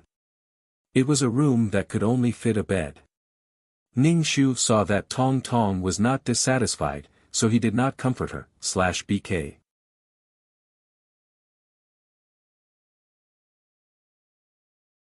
Chapter 2369. Back in the system space, there was a pure soul origin fluid on the table. Ning Shu poured all the soul origin fluid on the peerless martial art. It was all absorbed by the peerless martial art, but there were still so many cracks. It didn't seem to have decreased, or maybe it had decreased, but she couldn't tell. She really didn't know how much soul origin fluid was used on it. Even if it was repaired, it might be swallowed by the law of nothingness. Logically, she should stop this kind of unrequited effort, but emotionally, Ning Shu hoped that the peerless martial art would be fine. The peerless martial art carried a lot of her hopes. It was no longer just a simple world. Take it slow, there was still the 9 Palace Mountain Soul Stone Mine, ha. She then fed the pure soul origin fluid to the world of reincarnation. She seriously suspected that the world of reincarnation had grown leaves again. What a headache, she didn't know what this guy wanted to do. After all, she didn't have any experience and didn't know what to do. After feeding these two worlds, Ning Shu sat on the sofa and absorbed the soul origin fluid from this mission. She clearly had soul origin fluid and soul origin fluid, but she could only absorb the soul origin fluid from this mission. Eating the leftovers, Ning Shu had to shed tears of sympathy for herself. No matter what, she was always poor. The program setting made Ning Shu break down. After absorbing the soul origin fluid, Ning Shu touched her own soul. Doing this kind of mission was actually a little harmful to her soul. After all, she was a ghost. Name, Ning Shu. Age, 27. Level, Super Mission Taker. Points card, 243, 10 million points for 1 point card. Soul value, 18 plus 2 life value, 16 wisdom, 18 plus 2 luck, 20 plus 2 charm, 13 plus 2 mental power, 21 plus 2 martial power, 19 plus 2 aptitude, 19 plus 2 faith, 18,231 plus 12030 merit, 246,169 plus 30,000 soul strength, 86 plus 4 authorization ticket, none pure heart, none comprehended law, water law incarnation, wood law incarnation, constructed world, suspected to be the world of reincarnation items, calm halo, heart calming pill, faith halo, amulet 4, upgraded amulet plus 2 honorary titles, goddess of war. Selfless ancestor skills, 5th ring shooting technique, intermediate fighting technique, intermediate level poison technique, beginner level business management knowledge, beginner level code programming, beginner level lawyer skill, sage ghost catching skill, beginner level cooking skill, intermediate level embroidery skill, trash hypnosis. Aura, mother of the world, queen's blessing, sister model worker, Qinshi's blessing, leader aura, grass blessing, best friend of a lifetime, Miao Miao Miao's blessing, healer of the dying, Zhu Su Nyang's blessing, founding woman, Chen Ermiai's blessing, lawful lady, Chen Ning's blessing, bane of the blood clan, Jasmine's blessing, transcending race communication, Bai Sanyang's blessing, brave heart, Wang Ying's blessing, bloodthirsty tyrant, Ni Bingyan's blessing. Fulfill Tong Tong's wish, don't be violated by your family. Mission completion rate, 100%. Mission rewards, 16 merit cards, 16 attribute points, 80% soul power, 90-12 faith power, including previous world's accumulation, 40% soul power, 40% soul power, 40% soul origin. Ning Shu thought that the mission completion rate was not high, and that his soul power would not be enough. He did not expect to get 80%, which was not a small amount. The main system took 10%, 2,333 took 10%, and the rest was hers. It was not bad. Name, Ning Shu. Age, 27. Level, Super Mission Taker. Merit cards, 243 plus 16, 10 million for 1 merit card.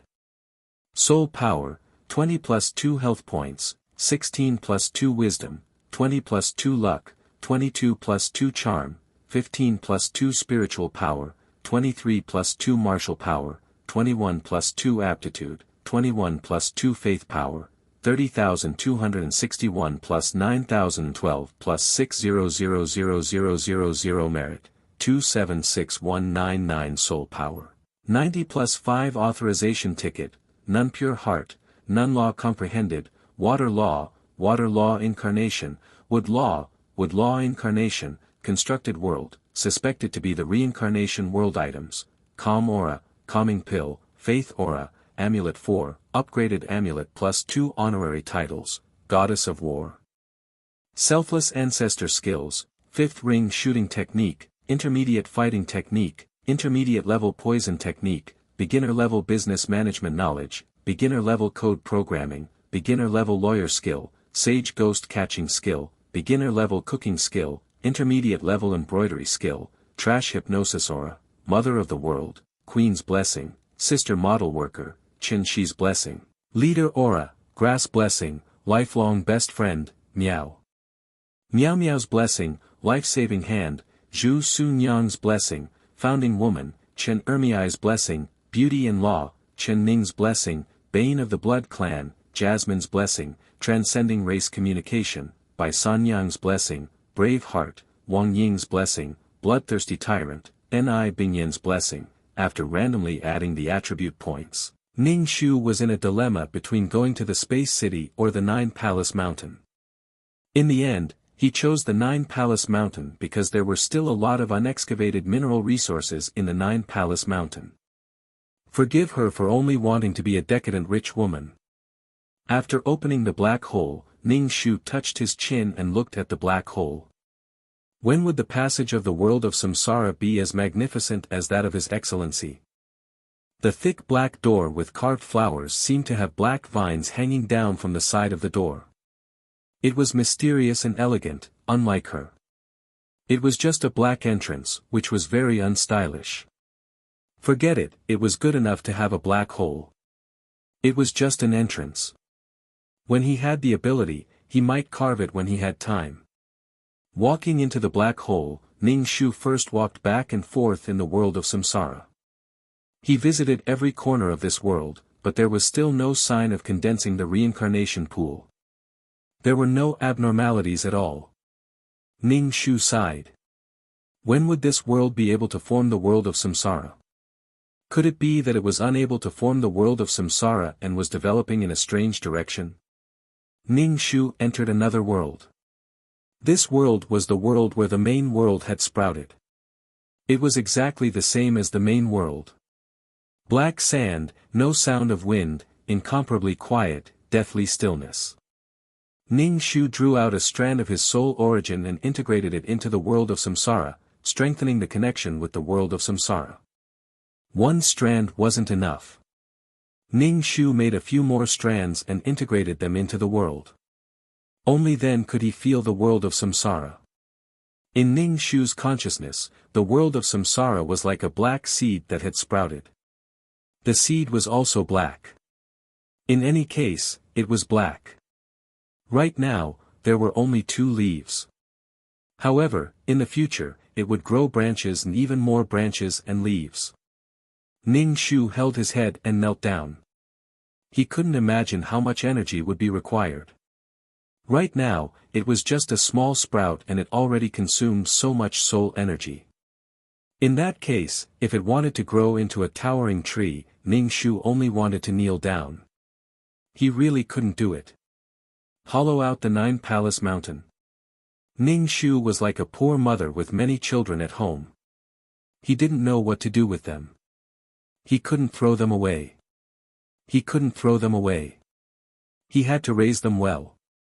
Otherwise, if they were to die, all his efforts would be wasted. This was full of uncertainty. Despair, helplessness, pitifulness.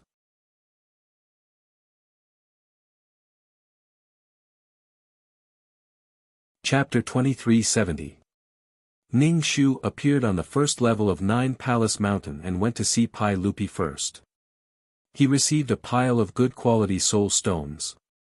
These soul stones did not contain soul origin, only soul power, which was not bad. These soul stones felt like they had fallen from the sky. After all, he only gave a little vitality liquid and did not care about the rest. He still had soul stones, which were not bad. She guessed that second young Master Li's soul had absorbed a lot of soul power from the soul stones. His soul seemed to be much stronger than hers. Perhaps the next time she came, second young Master Li's soul would be much stronger than hers. However, Ning Shu still said, "Take it easy when absorbing the soul stones. The soul stones are not pure." Oh. Second young master just nodded and did not say anything. Ning Shu also persuaded him. Pai Lupi could do whatever he wanted. She could not purify the soul power, so she did not want to stop Pai Lupi. Ning Shu did not know if there would be any side effects in the end. Anyway, he did not dare to absorb the soul stones directly. After all, he was going to such a plane and see all kinds of things. Some were beautiful, some were ugly. These things would more or less affect his soul. If he absorbed impure soul stones, it would cause all the negative things in his soul to come out. After taking the soul stones, Ning Shu was about to leave. Pai Lupi called out to Ning Shu. Ning Shu looked back at him. "What's the matter? Can you give me some more emerald water?" Second young Master Li rubbed his nose and asked. Perhaps it was because he was much stronger now, but when he faced Ning Shu, he was much more confident. Because the heavenly and earthly treasures are being fought over, and now the water is not enough. Not enough? Ning Shu was a little surprised. How can that be? You should know that a drop of water can turn a seedling into a towering tree. It's pure vitality. How can such a big tank be used up so quickly? Although she had completed 2 missions and seemed to have taken a long time, time in 9 Palace Mountain was much slower than outside. Therefore, Ning Shu gave her the liquid not long ago. You want to collect more of these things? You think too much. If this vitality liquid is left for too long, the vitality will either dissipate or be absorbed by other things, Ning Shu said calmly. Although there was the law of wood, the vitality was produced by the law of wood. Although he had absorbed a lot of energy from killing insects, it might run out at any time. Ning Shu couldn't be so pretentious. Pai Lupi touched his nose. "I really don't have much. When you have time, give me some more." He meant not to ask. She did not want it now. Ning Shu nodded and turned to fly away. Young master. Li Si looked at his master staring at the back of that great ant. It was very creepy. That great ant is not to be trifled with. Although she usually did not do anything, if she was provoked, those bodies that had been sucked dry were a lesson to be learned. I don't want to deal with her. I just feel that this girl is very strange. Pai Lupi said irritably. His expression was a little gloomy. Soul stones are good things but also not good things. After absorbing too much, I feel like I can't control my emotions. I want to absorb, but I also don't want to. It's so annoying to not have a physical body. There is no precedent of a soul body going to the second level of the world. I really don't want to be in this world, Pai Lupi said. What is the end of the universe like? Young master, why are you so sad? Li Si looked at his master, dumbfounded. Young master, what's wrong? Nothing. Ning Shu arrived at the mine and walked in. She heard the golden earthworm say excitedly to her. Doll woke up. She opened her eyes and looked at me once before falling asleep again. Ning Shu was expressionless. So, Doll must have remembered my face and will look like me in the future.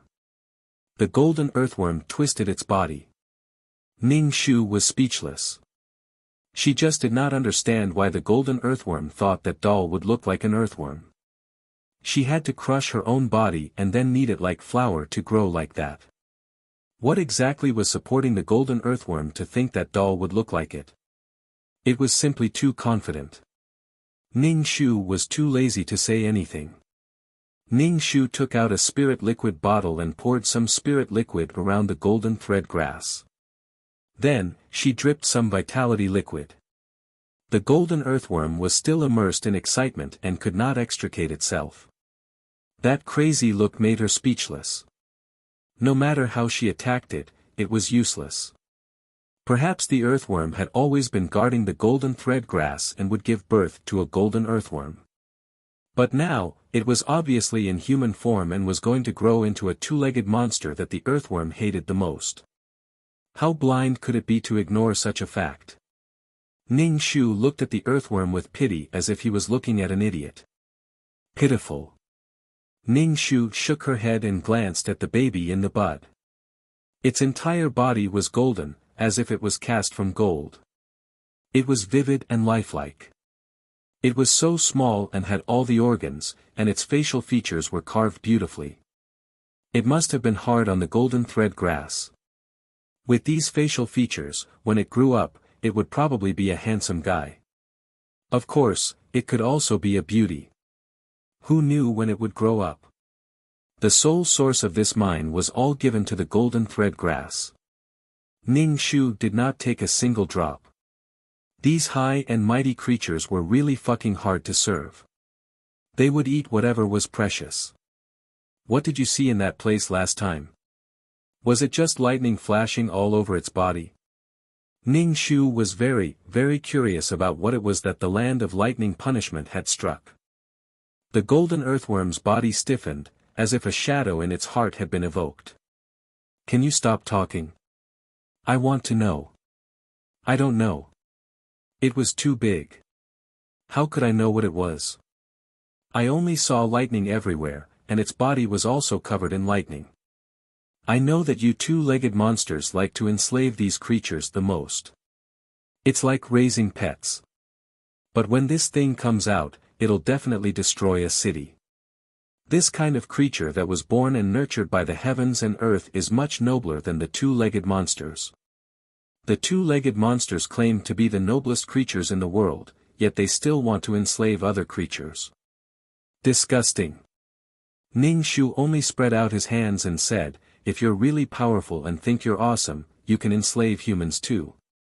Bah, if a living creature really enslaved the two-legged monsters would immediately use the banner of justice to destroy evil spirits. It's only natural for the two-legged monsters to enslave other living creatures. The golden earthworm spat to express its disdain. Ning Shu said, you know quite a lot about humans. You must have been enslaved by humans for many years. You're gloating, aren't you? You really didn't see anything. I already said I didn't see anything. Don't ask me to go again. Last time, I ran quickly, but this time, I'm not sure. I ran in without warning, and that big guy didn't notice. If I go again, it'll definitely be ready to catch me. The golden earthworm quickly shook its head.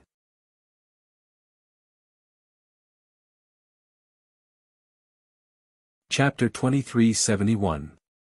That's true. Sometimes people are bored and can play with ants for half a day. If you go, you'll just be walking into a trap. If the little earthworm went and was caught by that creature, it would definitely be electrocuted to death. Ning Shu no longer persisted in asking what kind of creature it was. Perhaps it would come out at any time. He just didn't know when it would come out. It felt like this land of lightning penalty had existed for a very long time.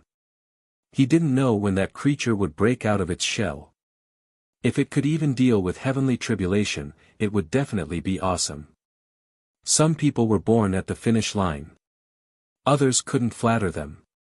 A good birth was really important.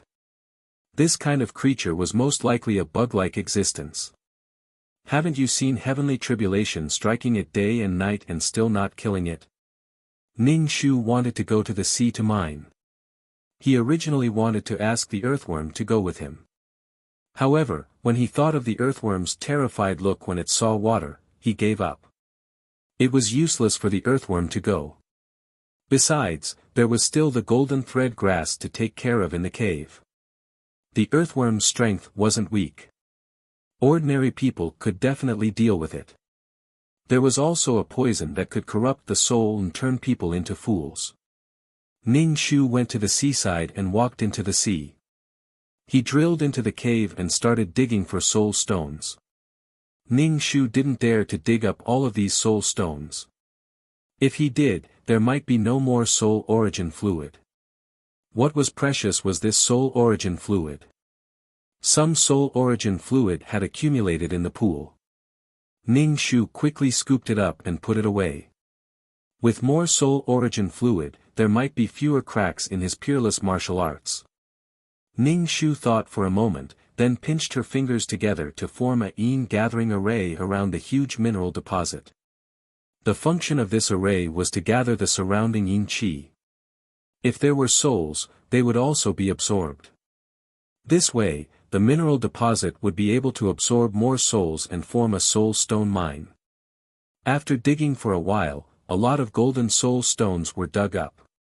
Ning Shu stopped digging and piled up the pool to prevent the soul origin fluid from flowing everywhere. Then, he placed a golden bucket in the pool and let the soul origin fluid drip into the golden bucket. After doing all this, Ning Shu went out of the mine and added a barrier to it. After all, it was at the bottom of the sea, and the water pressure was too great. It would cause a lot of damage to the barrier, so it had to be thickened. After coming out of the sea, Ning Shu wanted to try and see if he could enter the second layer. He had yet to comprehend the laws of space, so he decided to give it a try. If something went wrong, he would quickly retreat. Ning Shu arrived at the passageway, paid the toll, and entered the passageway. Wind howled as a spatial blade flew past his ears. His hair was cut off and the space beneath his feet began to collapse, turning into pieces of spatial fragments. Ning Shu was speechless. It collapsed to the side of Ning Shu's feet. Ning Shu ran out of the passageway, rubbing his nose awkwardly and walking away with his head held high and chest puffed out. I'll come back next time.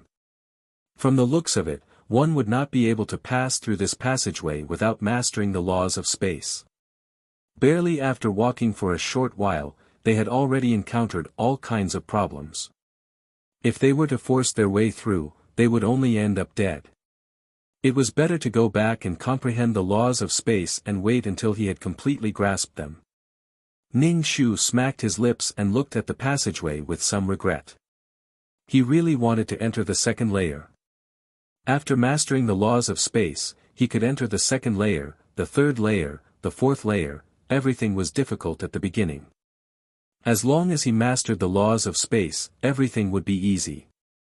In the future, he could do whatever he wanted on the ninth layer. Ning Shu returned to the system space. First, he went to Water City to reinforce the barrier, then to Wood City. It was not easy to obtain the laws of wood, but in the end, there was no tax for 100 years. He was so tired and weak that he did not want to move. After reinforcing the barriers of the two cities, Ning Shu went to the restaurant to get something to eat. He was under a lot of pressure. He had to eat something to calm himself down. The restaurant he chose was Shu Bai's restaurant in Water City. In any case, Shu Bai was someone he knew and would take care of business. Besides, eating did not cost much. In terms of scamming money, it was Si Tian who scammed him. He always forced all kinds of things and props, but he did not get what he really wanted. Ning Shu ordered some home-cooked dishes and exquisite desserts. The waiter gave him an extra set of desserts, saying that it was from the boss. Ning Shu looked up and saw Shu Bai upstairs. Shu Bai smiled at Ning Shu. Every time he saw Shu Bai, she looked calm and serene. Her cheongsam was like an orchid in an empty valley. She was neither fast nor slow, elegant and moving. Compared to Shu Bai's leisurely appearance, Ning Shu felt that he was very busy every day. He was immortal and had an endless lifespan, but he was very busy. Shu Bai's slender fingers held a round fan with exquisite patterns embroidered on it. She slowly came downstairs. Every movement was a beautiful retro picture.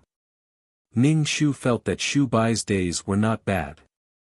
Shu Bai sat opposite Ning Shu and poured tea for Ning Shu. She said, "I heard that the city lord has become the embodiment of the laws of wood again. Congratulations, the taxes have increased again." Ning Shu immediately felt as if a knife was stabbing his heart. This was not a pleasant topic. Although there was another city of laws, he didn't have a single cent. He still had to manage another city. Congratulations, congratulations. Your restaurant's business is not bad. You seem to be living well every day. The pace of life was slow and elegant. City Lord is making fun of Shu Bai. Shu Bai's life will be like this. There is no chance for me to start over. Without reincarnation, I won't be able to grow. I will be like this forever. There is no future to speak of. Shu Bai gently fanned herself and said. Ning Shu drank a mouthful of tea. Anyway, there were gains and losses. If you couldn't figure it out and wanted to die, there would be no reincarnation. You would completely disappear. Because he didn't have the ability to give himself a chance to reincarnate, Ning Shu thought about it again.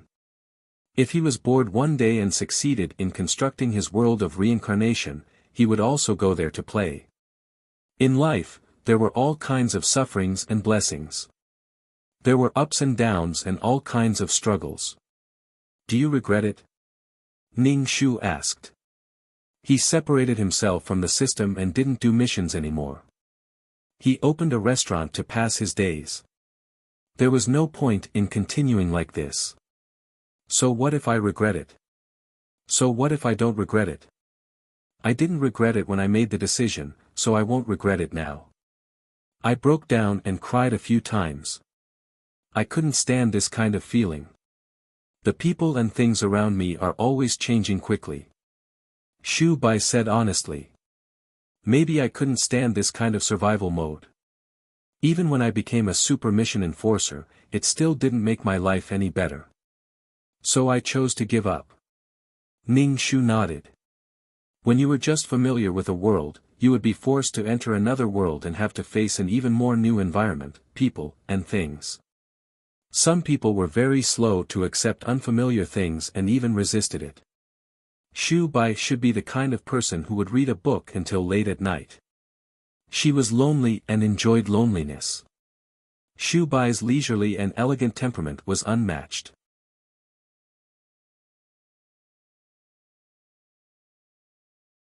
Chapter 2372. Everyone had their own choices. Ning Shu didn't have much to say. Her choice was to become stronger. No one could control her. She didn't care about her life and enjoyed the loneliness of being at the top. Thank you for the dessert. Ning Shu ate a piece. It tasted good.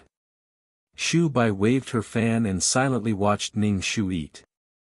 Ning Shu was speechless. Why are you looking at me like that? Ning Shu put down his chopsticks, wiped his hands with a handkerchief, and said to Shu Bai, just say what you want to say. It's nothing. I'm just looking at the city lord. I'll remember how the city lord looks now. When the city lord becomes stronger in the future, I'll see what's the difference between the city lord now and the city lord now. Shu Bai smiled without showing her teeth. Ning Shu was speechless. What do you see then?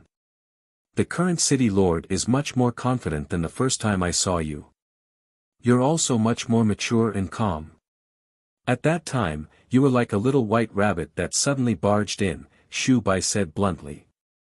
Ning Shu was speechless. Thank you for describing me as a little white rabbit. It meant that she was innocent and cute. After experiencing so much, she naturally became calmer. She even participated in the war and survived. Ning Shu felt that there was nothing that she couldn't endure. Being able to survive in the face of monsters that blotted out the sky and covered the earth was also not bad. Was there anything more dangerous and terrifying than war? She had already cried, so why would she be afraid of tears? Shu Bai took out a piece of paper and passed it to Ning Shu. Ning Shu raised his eyebrows and took a look. There was a number of merit points on it. Shu Bai, this is all. Super mission enforcers are really nothing in the organization. After all, they are just ants. Shu Bai smiled and looked at Ning Shu. Ning Shu narrowed his eyes. This was the first time he had received an extra tribute. Accepting it meant that she wanted to protect Shu Bai. To be honest, Ning Shu was quite happy. This situation meant that someone recognized his strength. Ning Shu put down the paper. I'm afraid that you are friends with other people. Won't your friends be unhappy if you do this? What peaceful years. Right now, Shu Bai's life was peaceful. She had to pay a price to protect the orchid in the empty valley. Shu Bai was probably supporting other experts. Otherwise, how could she control the situation? City Lord, just accept it. Take it as a sign of good karma, Shu Bai said. Ning Shu nodded and accepted it. Only with his own strength would he be able to protect his own life. There shouldn't be anyone causing trouble in Water City. Don't worry, Ning Shu said. In that case, Shu Bai thank City Lord, Shu Bai said with a smile. Ning Shu tilted his head and looked at Shu Bai. He thought to himself, I'm offering up resources with both hands and seeking protection from others. Even if she dies, she has to grit her teeth and persevere. I'm still the most reliable person who can protect myself. It was not bad to come here for a meal and unexpectedly earn a fortune. Ning Shu didn't hesitate to accept them. In Water City, she naturally had to protect the merchants here. No taxes, no resentment for 100 years. After eating and paying the bill, Ning Shu went to the spatial city to comprehend the spatial laws. As long as he could comprehend it, he could embrace the 9-Palace Mountain. Forget about the 9th level. There must be a lot of resources in the lower 8 levels. Just thinking about it made him a little excited. He calmly comprehended the laws. The more anxious he was, the harder it was to comprehend. He felt that the spatial laws were much harder to comprehend than the water laws. Perhaps it was because his sense of direction was not good or his spatial thinking was not good. When Ning Shu comprehended the spatial laws, he felt that it was very difficult. It was the kind of feeling that he couldn't make sense of. He couldn't enter the spatial law city for a long time. He couldn't buy anything. Ning Shu shuttled through various planes. He walked slowly and aimlessly.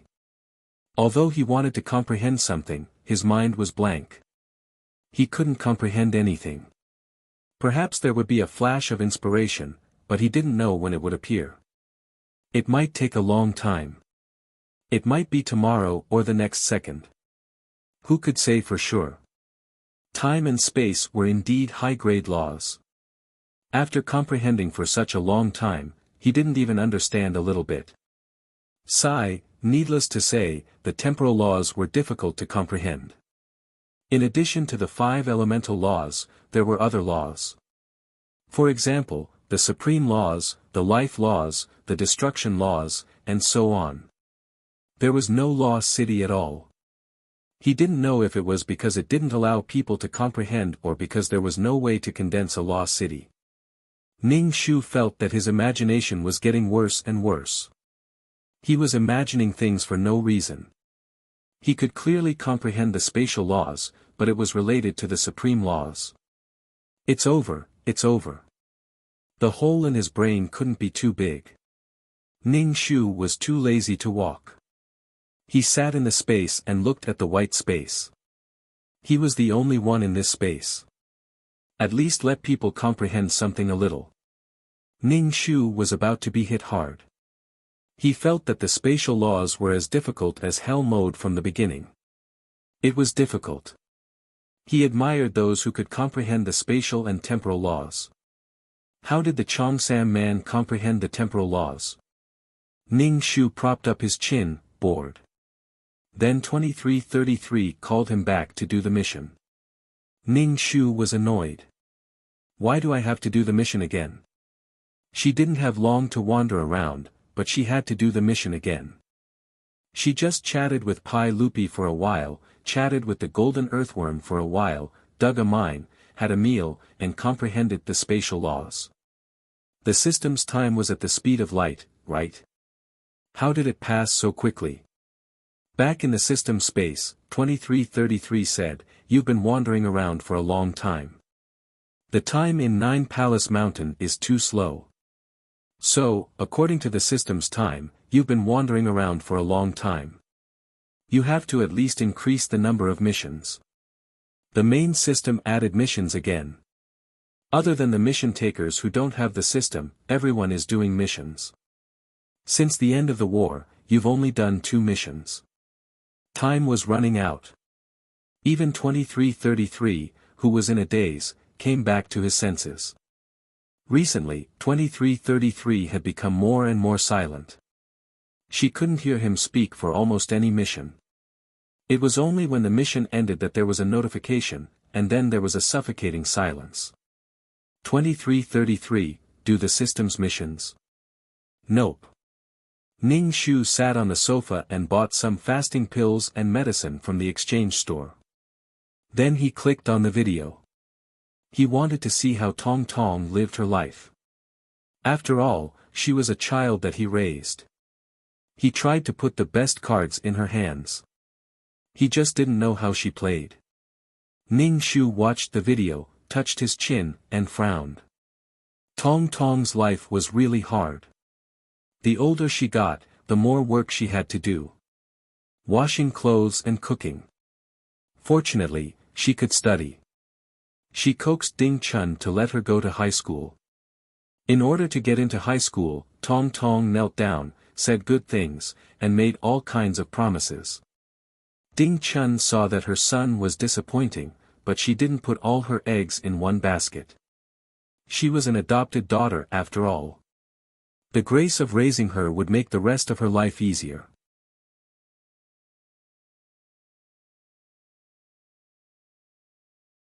Chapter 2373. Ding Chun agreed to let Tong Tong go to high school, but Tong Penghai, who was paralyzed in bed, insisted on not letting Tong Tong go to high school. If she studied too much and grew wings, how could he control her? He argued with Ding Chun every day, saying that there was no point in studying so much and that it was better to work and earn more money. Tong Tong said that if she went to high school, her salary would definitely be higher than now. All these years, Tong Tong helped with the housework so that Ding Chun was not so tired. In the end, she sighed and let Tong Tong go to high school. She had a secret thought in her heart, that when Tong Tong earned more money in the future, she could marry her son so that his son would have an easier life. Tong Tong almost worked her heart out to get into university. She worked part-time to study, so at least she had a better starting point than ordinary people. It was probably because of what happened when she was young that Tong Tong did not have a good impression of boys from puberty to university. Although she was pretty and had people chasing after her, Tong Tong really did not like any of them. She probably had not met anyone who could tolerate, understand, and care for her. It was not impossible to say that a man did not care and did not have a knot in his heart. Feelings were not a big deal. Now that Tong Tong had the strength to protect herself and survive independently, there was nothing that could threaten her. After Tong Tong started working, she would transfer a portion of the money to her adoptive mother. She had fulfilled her responsibility of raising her. Every time she transferred money, she would collect the receipt. Although the bank also had records of the transfer, it was not as direct as the receipt. Since Ding Chun intentionally or unintentionally asked Tong Tong to find a partner and come back to get married, Tong Tong sent more money home. She even suspected that Ding Chun wanted to trick her into marrying Tong Liang. Tong Liang was in his 30s. He did not have a proper job or a stable income. He was still living at home and had a bad temper. During festivals, Tong Tong bought a lot of gifts and mailed them back, saying that she was busy with work and could not go home. Tong Tong did not tell her family her specific location outside and the name of her company. She was afraid that her family would come to the company and make a scene. Ding Chun saw that her son was so old and there was no one around him who cared about him. She did not have a grandson yet, but she directly asked Tong Tong to come back and marry Tong Liang. Tong Tong said that they were legally siblings and could not get married. Moreover, she had already fulfilled her responsibility of supporting him. If it really did not work out, she would go to court. Ding Chun was so angry that she scolded Tong Tong for being ungrateful. She said that if it weren't for her, Tong Tong wouldn't have been able to go to high school and college. Tong Tong said that I was filial to you and sent you a lot of money every month. It was enough for you to live on. I had done a lot of work over the years. It cost a lot to hire a nanny to do the laundry and cook. Ning Shu watched with relish. Ning Shu felt more at ease. At least he wouldn't follow the crowd and be manipulated by others. He would marry whoever he wanted and wouldn't be threatened by the debt of gratitude for raising him. Although they couldn't get rid of this family, their influence would gradually decrease. However, did Tong Tong draw her on a piece of paper and paste it on the bedside to ward off evil spirits? She must have turned on a fan filter to make her look as beautiful as a fairy. It was definitely too photoshopped. Ning Shu looked in the mirror again. It wasn't that exaggerated. Although Ning Shu felt that she was pretty, it wasn't to this extent. Ning Shu lowered his head and looked at the red clothes. The red clothes were too impactful. The color was full and eye-catching, full of aggression, and also a little provocative.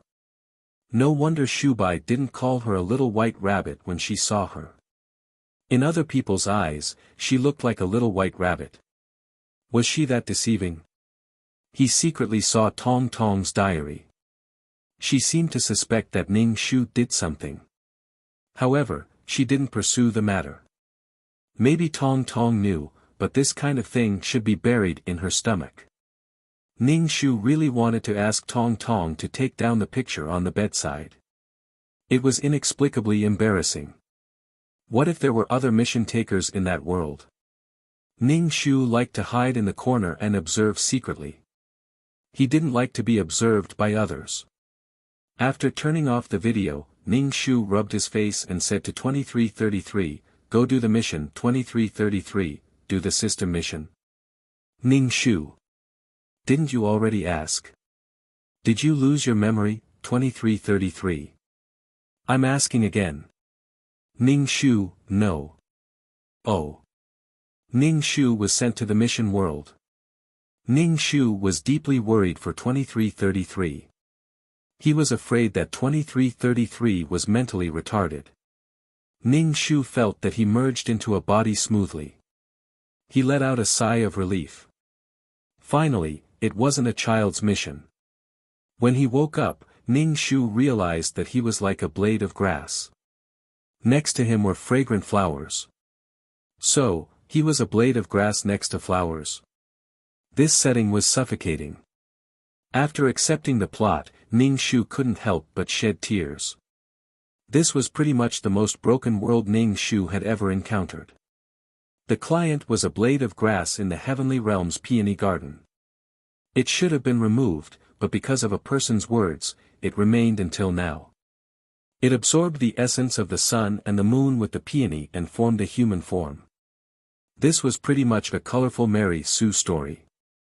All the men in the world loved me, and all the women in the world hated me. The peony formed a human form. It was so beautiful that it could only be found in heaven and earth. There were no words to describe the beauty of the peony. It was beautiful, beautiful, beautiful. Skin like cream, devastatingly beautiful. Omitting 10,000 words to describe beauty. What lotus fairy, flower fairy, and all kinds of musical instrument fairies couldn't compare to this peony fairy. As soon as she appeared, she dominated the crowd. Wherever she went, all the male gods looked at her. Their eyes were full of strange infatuation and amazement. When the female fairies saw the peony, their eyes were full of strange hatred and loathing. Most of them resented the peony for stealing the limelight. Even the male god they liked looked at the peony with infatuation. The peony gathered all the adoration and hatred. Even before peony took human form, there was an endless stream of people looking at her. This feeling was as if I had fallen in love with a woman. When she was still an egg, I had already fallen in love with her. Compared to the indescribably beautiful peony, the blade of grass that Ning Shu possessed was much more ordinary. Even if it turned into a human form, even if it was a fairy, it was still an existence that disappeared from the immortals. Compared to the peony fairy who turned into a human form, it was like heaven and earth. The plot simply made Ning Shu speechless. The plot was very simple. All the female fairies in the heavenly realm tortured the peony fairy one by one. However, she wasn't tortured at all. The male god was a hero who saved the beauty in time.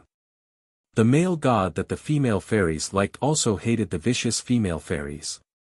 The female fairies were even angrier and hated the peony fairy even more. However, the peony fairy was still beautiful. The peony fairy was the object of love of all the male gods in the heavenly realm. She was an existence that all the female fairies wanted to kill. Ning Shu shed rainbow-colored tears. These people were so bored. Gods had a long lifespan. Weren't they tired of playing with these things every day?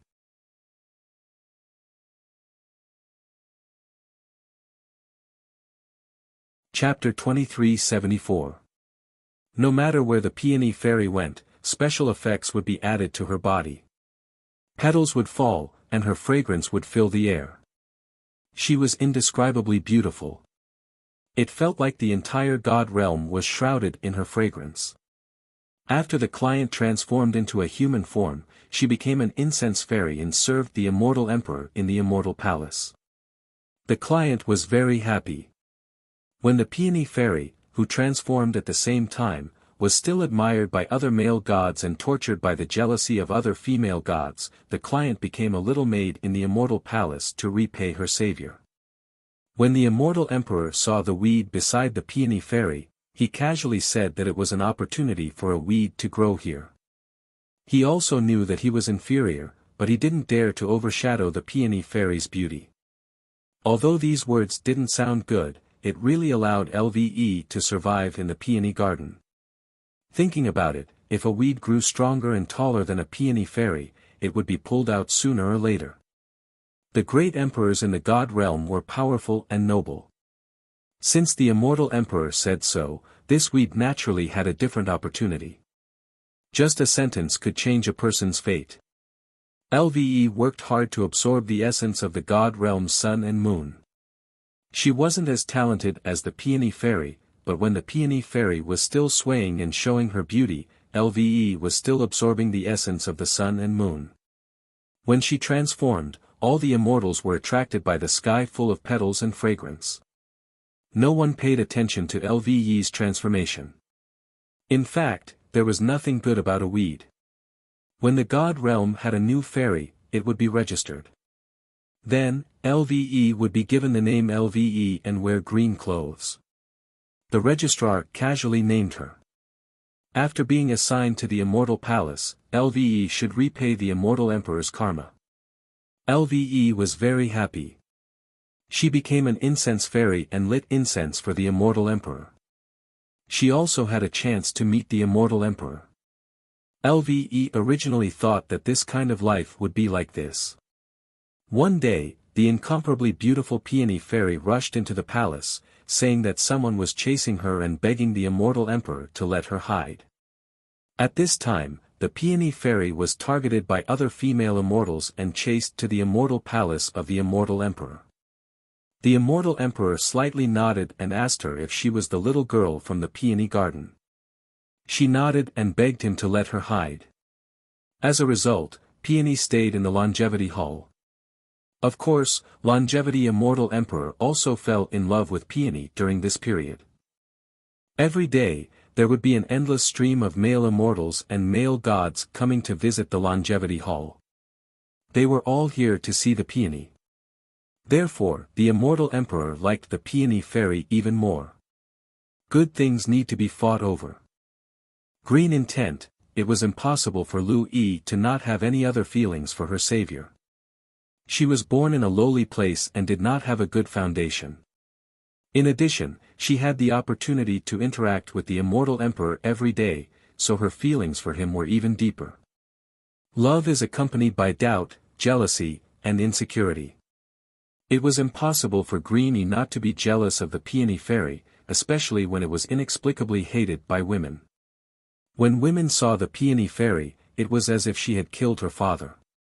The more the male gods in the immortal world were infatuated with the Peony Fairy, the more the female immortals targeted the Peony Fairy. Despite Longevity Emperor's protection, the female immortals still managed to get the Peony Fairy out of the Longevity Palace with the help of Green Yi. Green Yi did not want to see the person she liked. When she saw the Peony Fairy, it was as if she had changed into a different person. She was noble and indifferent, but she was obsessed with the Peony Fairy and gave her whatever she wanted. It was really unbearable to look at her. In the end, with the cooperation of the female immortals, the Peony Fairy was banished to the mortal world. However, she did not return to the mortal world. Instead, she went to the demon world. The noble fairy enchanted all the demons, demon kings, and demon generals. Then, all the female demons in the demon world targeted the noble fairy.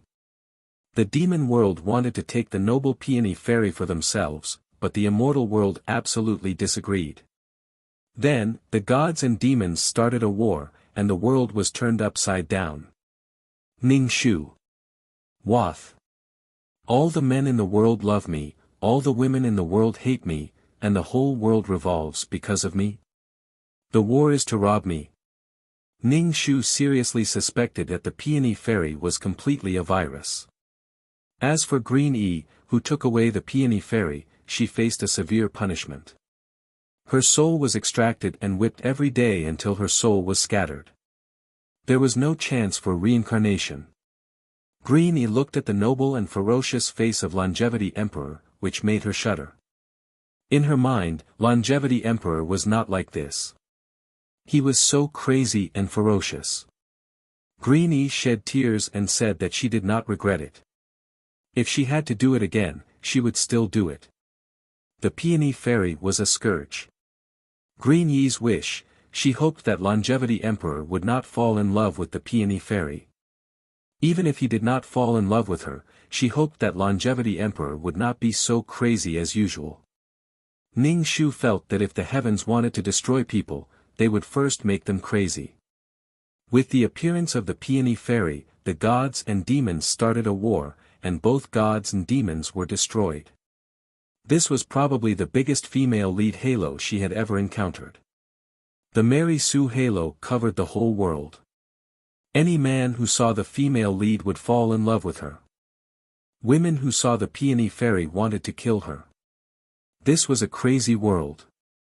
Ning Shu accepted the plot and hurriedly absorbed the essence of the sun and moon. He had the secret book of plant cultivation. Ning Shu activated it. When he turned into a human, he would cultivate the peerless martial arts. She could not be tied up and whipped every day. If she was locked up, she would not be able to go back. Although it was the heavenly realm, Ning Shu's place was like an ordinary human society. The only difference was that these immortals had beauty and greater power. The fragrance of the Peony Fairy next to him made Ning Shu want to cry. He was about to shed rainbow-colored tears. And it grew next to the Peony Fairy. Ning Shu felt that the client's fate was a key factor in pushing the Peony Fairy down to the mortal world.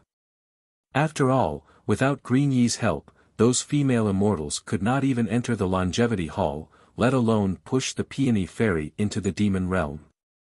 The men in the demon realm wanted to have a noble fairy and started a war. Ning Shu touched his chin and pondered.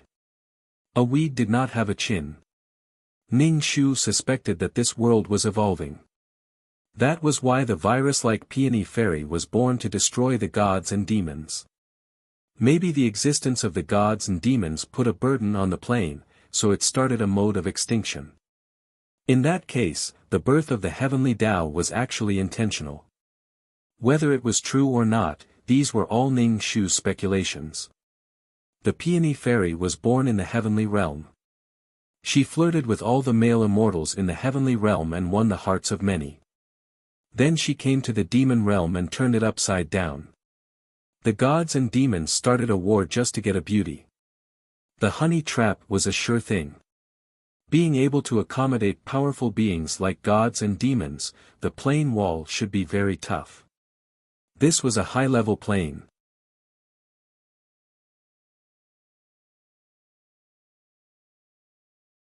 Chapter 2375. It was probably a stalk of grass. Ning Shu pondered for a while and fell asleep from exhaustion. The fragrance of the peony beside him made Ning Shu feel as if he had fallen asleep in a sea of fragrance. After waking up, Ning Shu continued to absorb the essence of the sun and moon, and he tried to lower his body as much as possible to hide under the leaves of the peony tree in order to avoid being noticed. Every day, immortals would come to the peony garden to admire the beauty of the peony tree. Ning Shu sensed that Emperor Chongsheng was also here. He was sitting in the pavilion and chatting with Emperor Qinghua. Emperor Chongsheng did indeed possess a noble aura.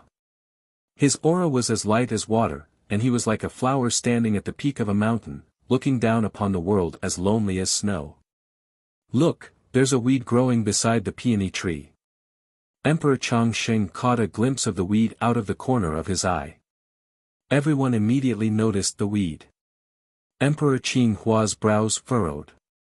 How is Jade Maiden Sihua taking care of the peony garden? Why isn't she taking care of the weed? Emperor Chongsheng only replied, seeing as it's already grown, it's a fortuitous encounter. A weed growing here is also a fortuitous encounter. It's also a sign of its own inferiority, but it can't obscure the beauty of the peony tree, so there's no harm in leaving it here. Ning Shu felt the will of the heavenly Tao descend upon his body after Emperor Chongsheng's words. She now had karma with Emperor Chongsheng. Ning Shu's lips twitched. It looked like he would have to go to the immortal palace and become a fairy incense immortal. He thought back to what Emperor Chongsheng had said to Lu Yi, who was on the brink of death, that a lowly thing like her should be grateful for her life. However, he still wanted to harm Fairy Peony, who was absorbing the essence of the sun and moon with him.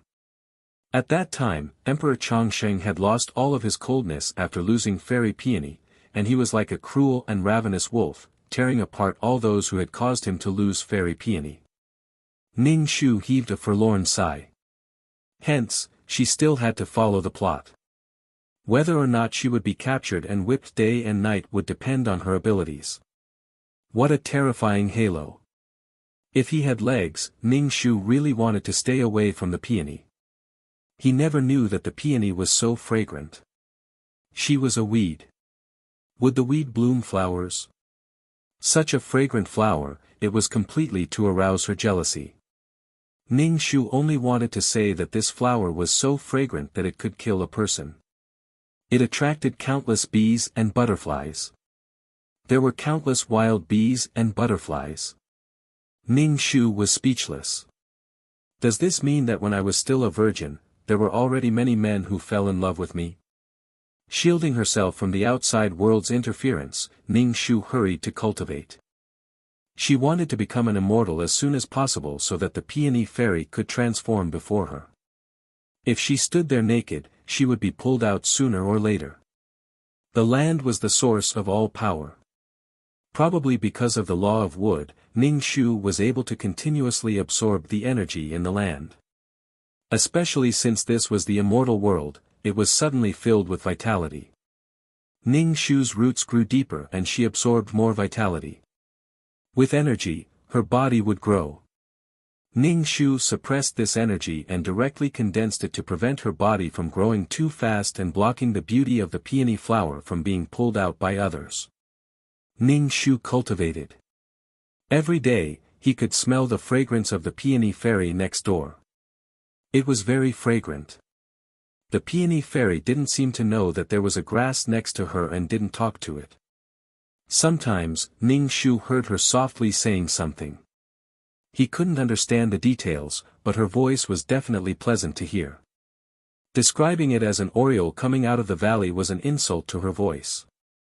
In short, just her voice alone could mesmerize people. Her voice was like the most beautiful instrument in the world. It made people feel relaxed and happy. It was as if a clear spring was flowing through their heart. Beautiful, enjoyable. Ning Shu cultivated and occasionally listened to her talk. He treated it as cultivating his mind. What kind of situation could gather all the beauty of time on this person? Her figure was excellent. Her legs were straight and her legs were 2.8 meters long. Needless to say, her skin was so tender and smooth that a touch would leave a red mark. Her facial features were definitely the most beautiful. Therefore, this was an absolutely perfect thing. The spiritual energy in the immortal world was really good. The concentration of spiritual energy was very high. If a spirit gathering array was set up, it was possible to condense drops of spiritual liquid. Cultivation would be twice the result with half the effort. The immortal world's environment was really good. Blue sky, white clouds, flowers, cranes, and all kinds of beautiful immortal birds were flying around. Not to mention other things, just the environment alone made people feel relaxed and happy. Moreover, the men and women here were all handsome men and beautiful women. Everything was very beautiful. One day, Ning Shu felt thunder above his head. Ning Shu knew that he was going to pass the tribulation. As long as he passed it, he could smoothly transform. Why did tribulation clouds appear? The peony fairy swayed her body. It's not time for tribulation yet.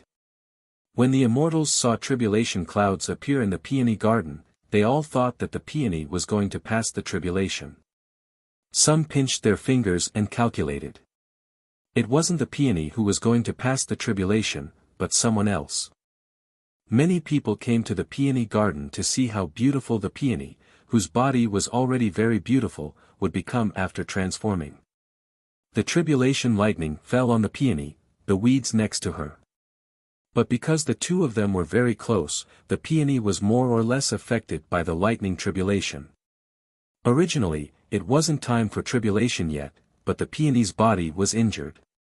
Seeing this, some high gods quickly set up a barrier to protect the peony from the lightning tribulation. But they were puzzled. It didn't seem like the peony was going to pass the tribulation. Ning Shu's body flashed with lightning. He felt that the cells in his body were about to burst. It seemed that he couldn't withstand the power of the lightning, but there was an endless stream of vitality in his body that repaired the damage. The lightning didn't stop striking Ning Shu's body. The immortals who came to watch the tribulation were disappointed. It turned out that a weed was going to pass the tribulation. They were speechless. Some immortals turned and left. What was there to see about a weed's tribulation? Ning Shu felt his body slowly change. Finally, it floated up and turned into a green human body. Ning Shu narrowed his eyes and touched his face and hair. He stretched lazily. Sure enough, the human body was more comfortable. In the future, he wouldn't have to smell the fragrance of the peony. Ning Shu flicked his sleeve and a mirror appeared in front of him. In the mirror, a woman in green clothes appeared. Her face was exquisite. She was actually quite beautiful, but the god realm didn't lack beauties. Compared to these female immortals and goddesses, the client couldn't be considered good-looking. She could only be described as ordinary. Plus, she was just a weed with no noble bloodline. Her future was limited. Ning Shu swept a glance at the onlookers and left in the air, ignoring them. The others saw that it was just a weed's transformation and felt very bored. One after another, they left the peony garden. You're tuning into the Han Li's Wuxia Adventures YouTube channel. We're so grateful for your support, and don't forget to subscribe to join us on this incredible journey through captivating stories. Your generosity through donations truly makes a world of difference, as it's the primary source of revenue that allows me to expand and enhance this channel for you. Thank you from the bottom of my heart for being a part of this adventure.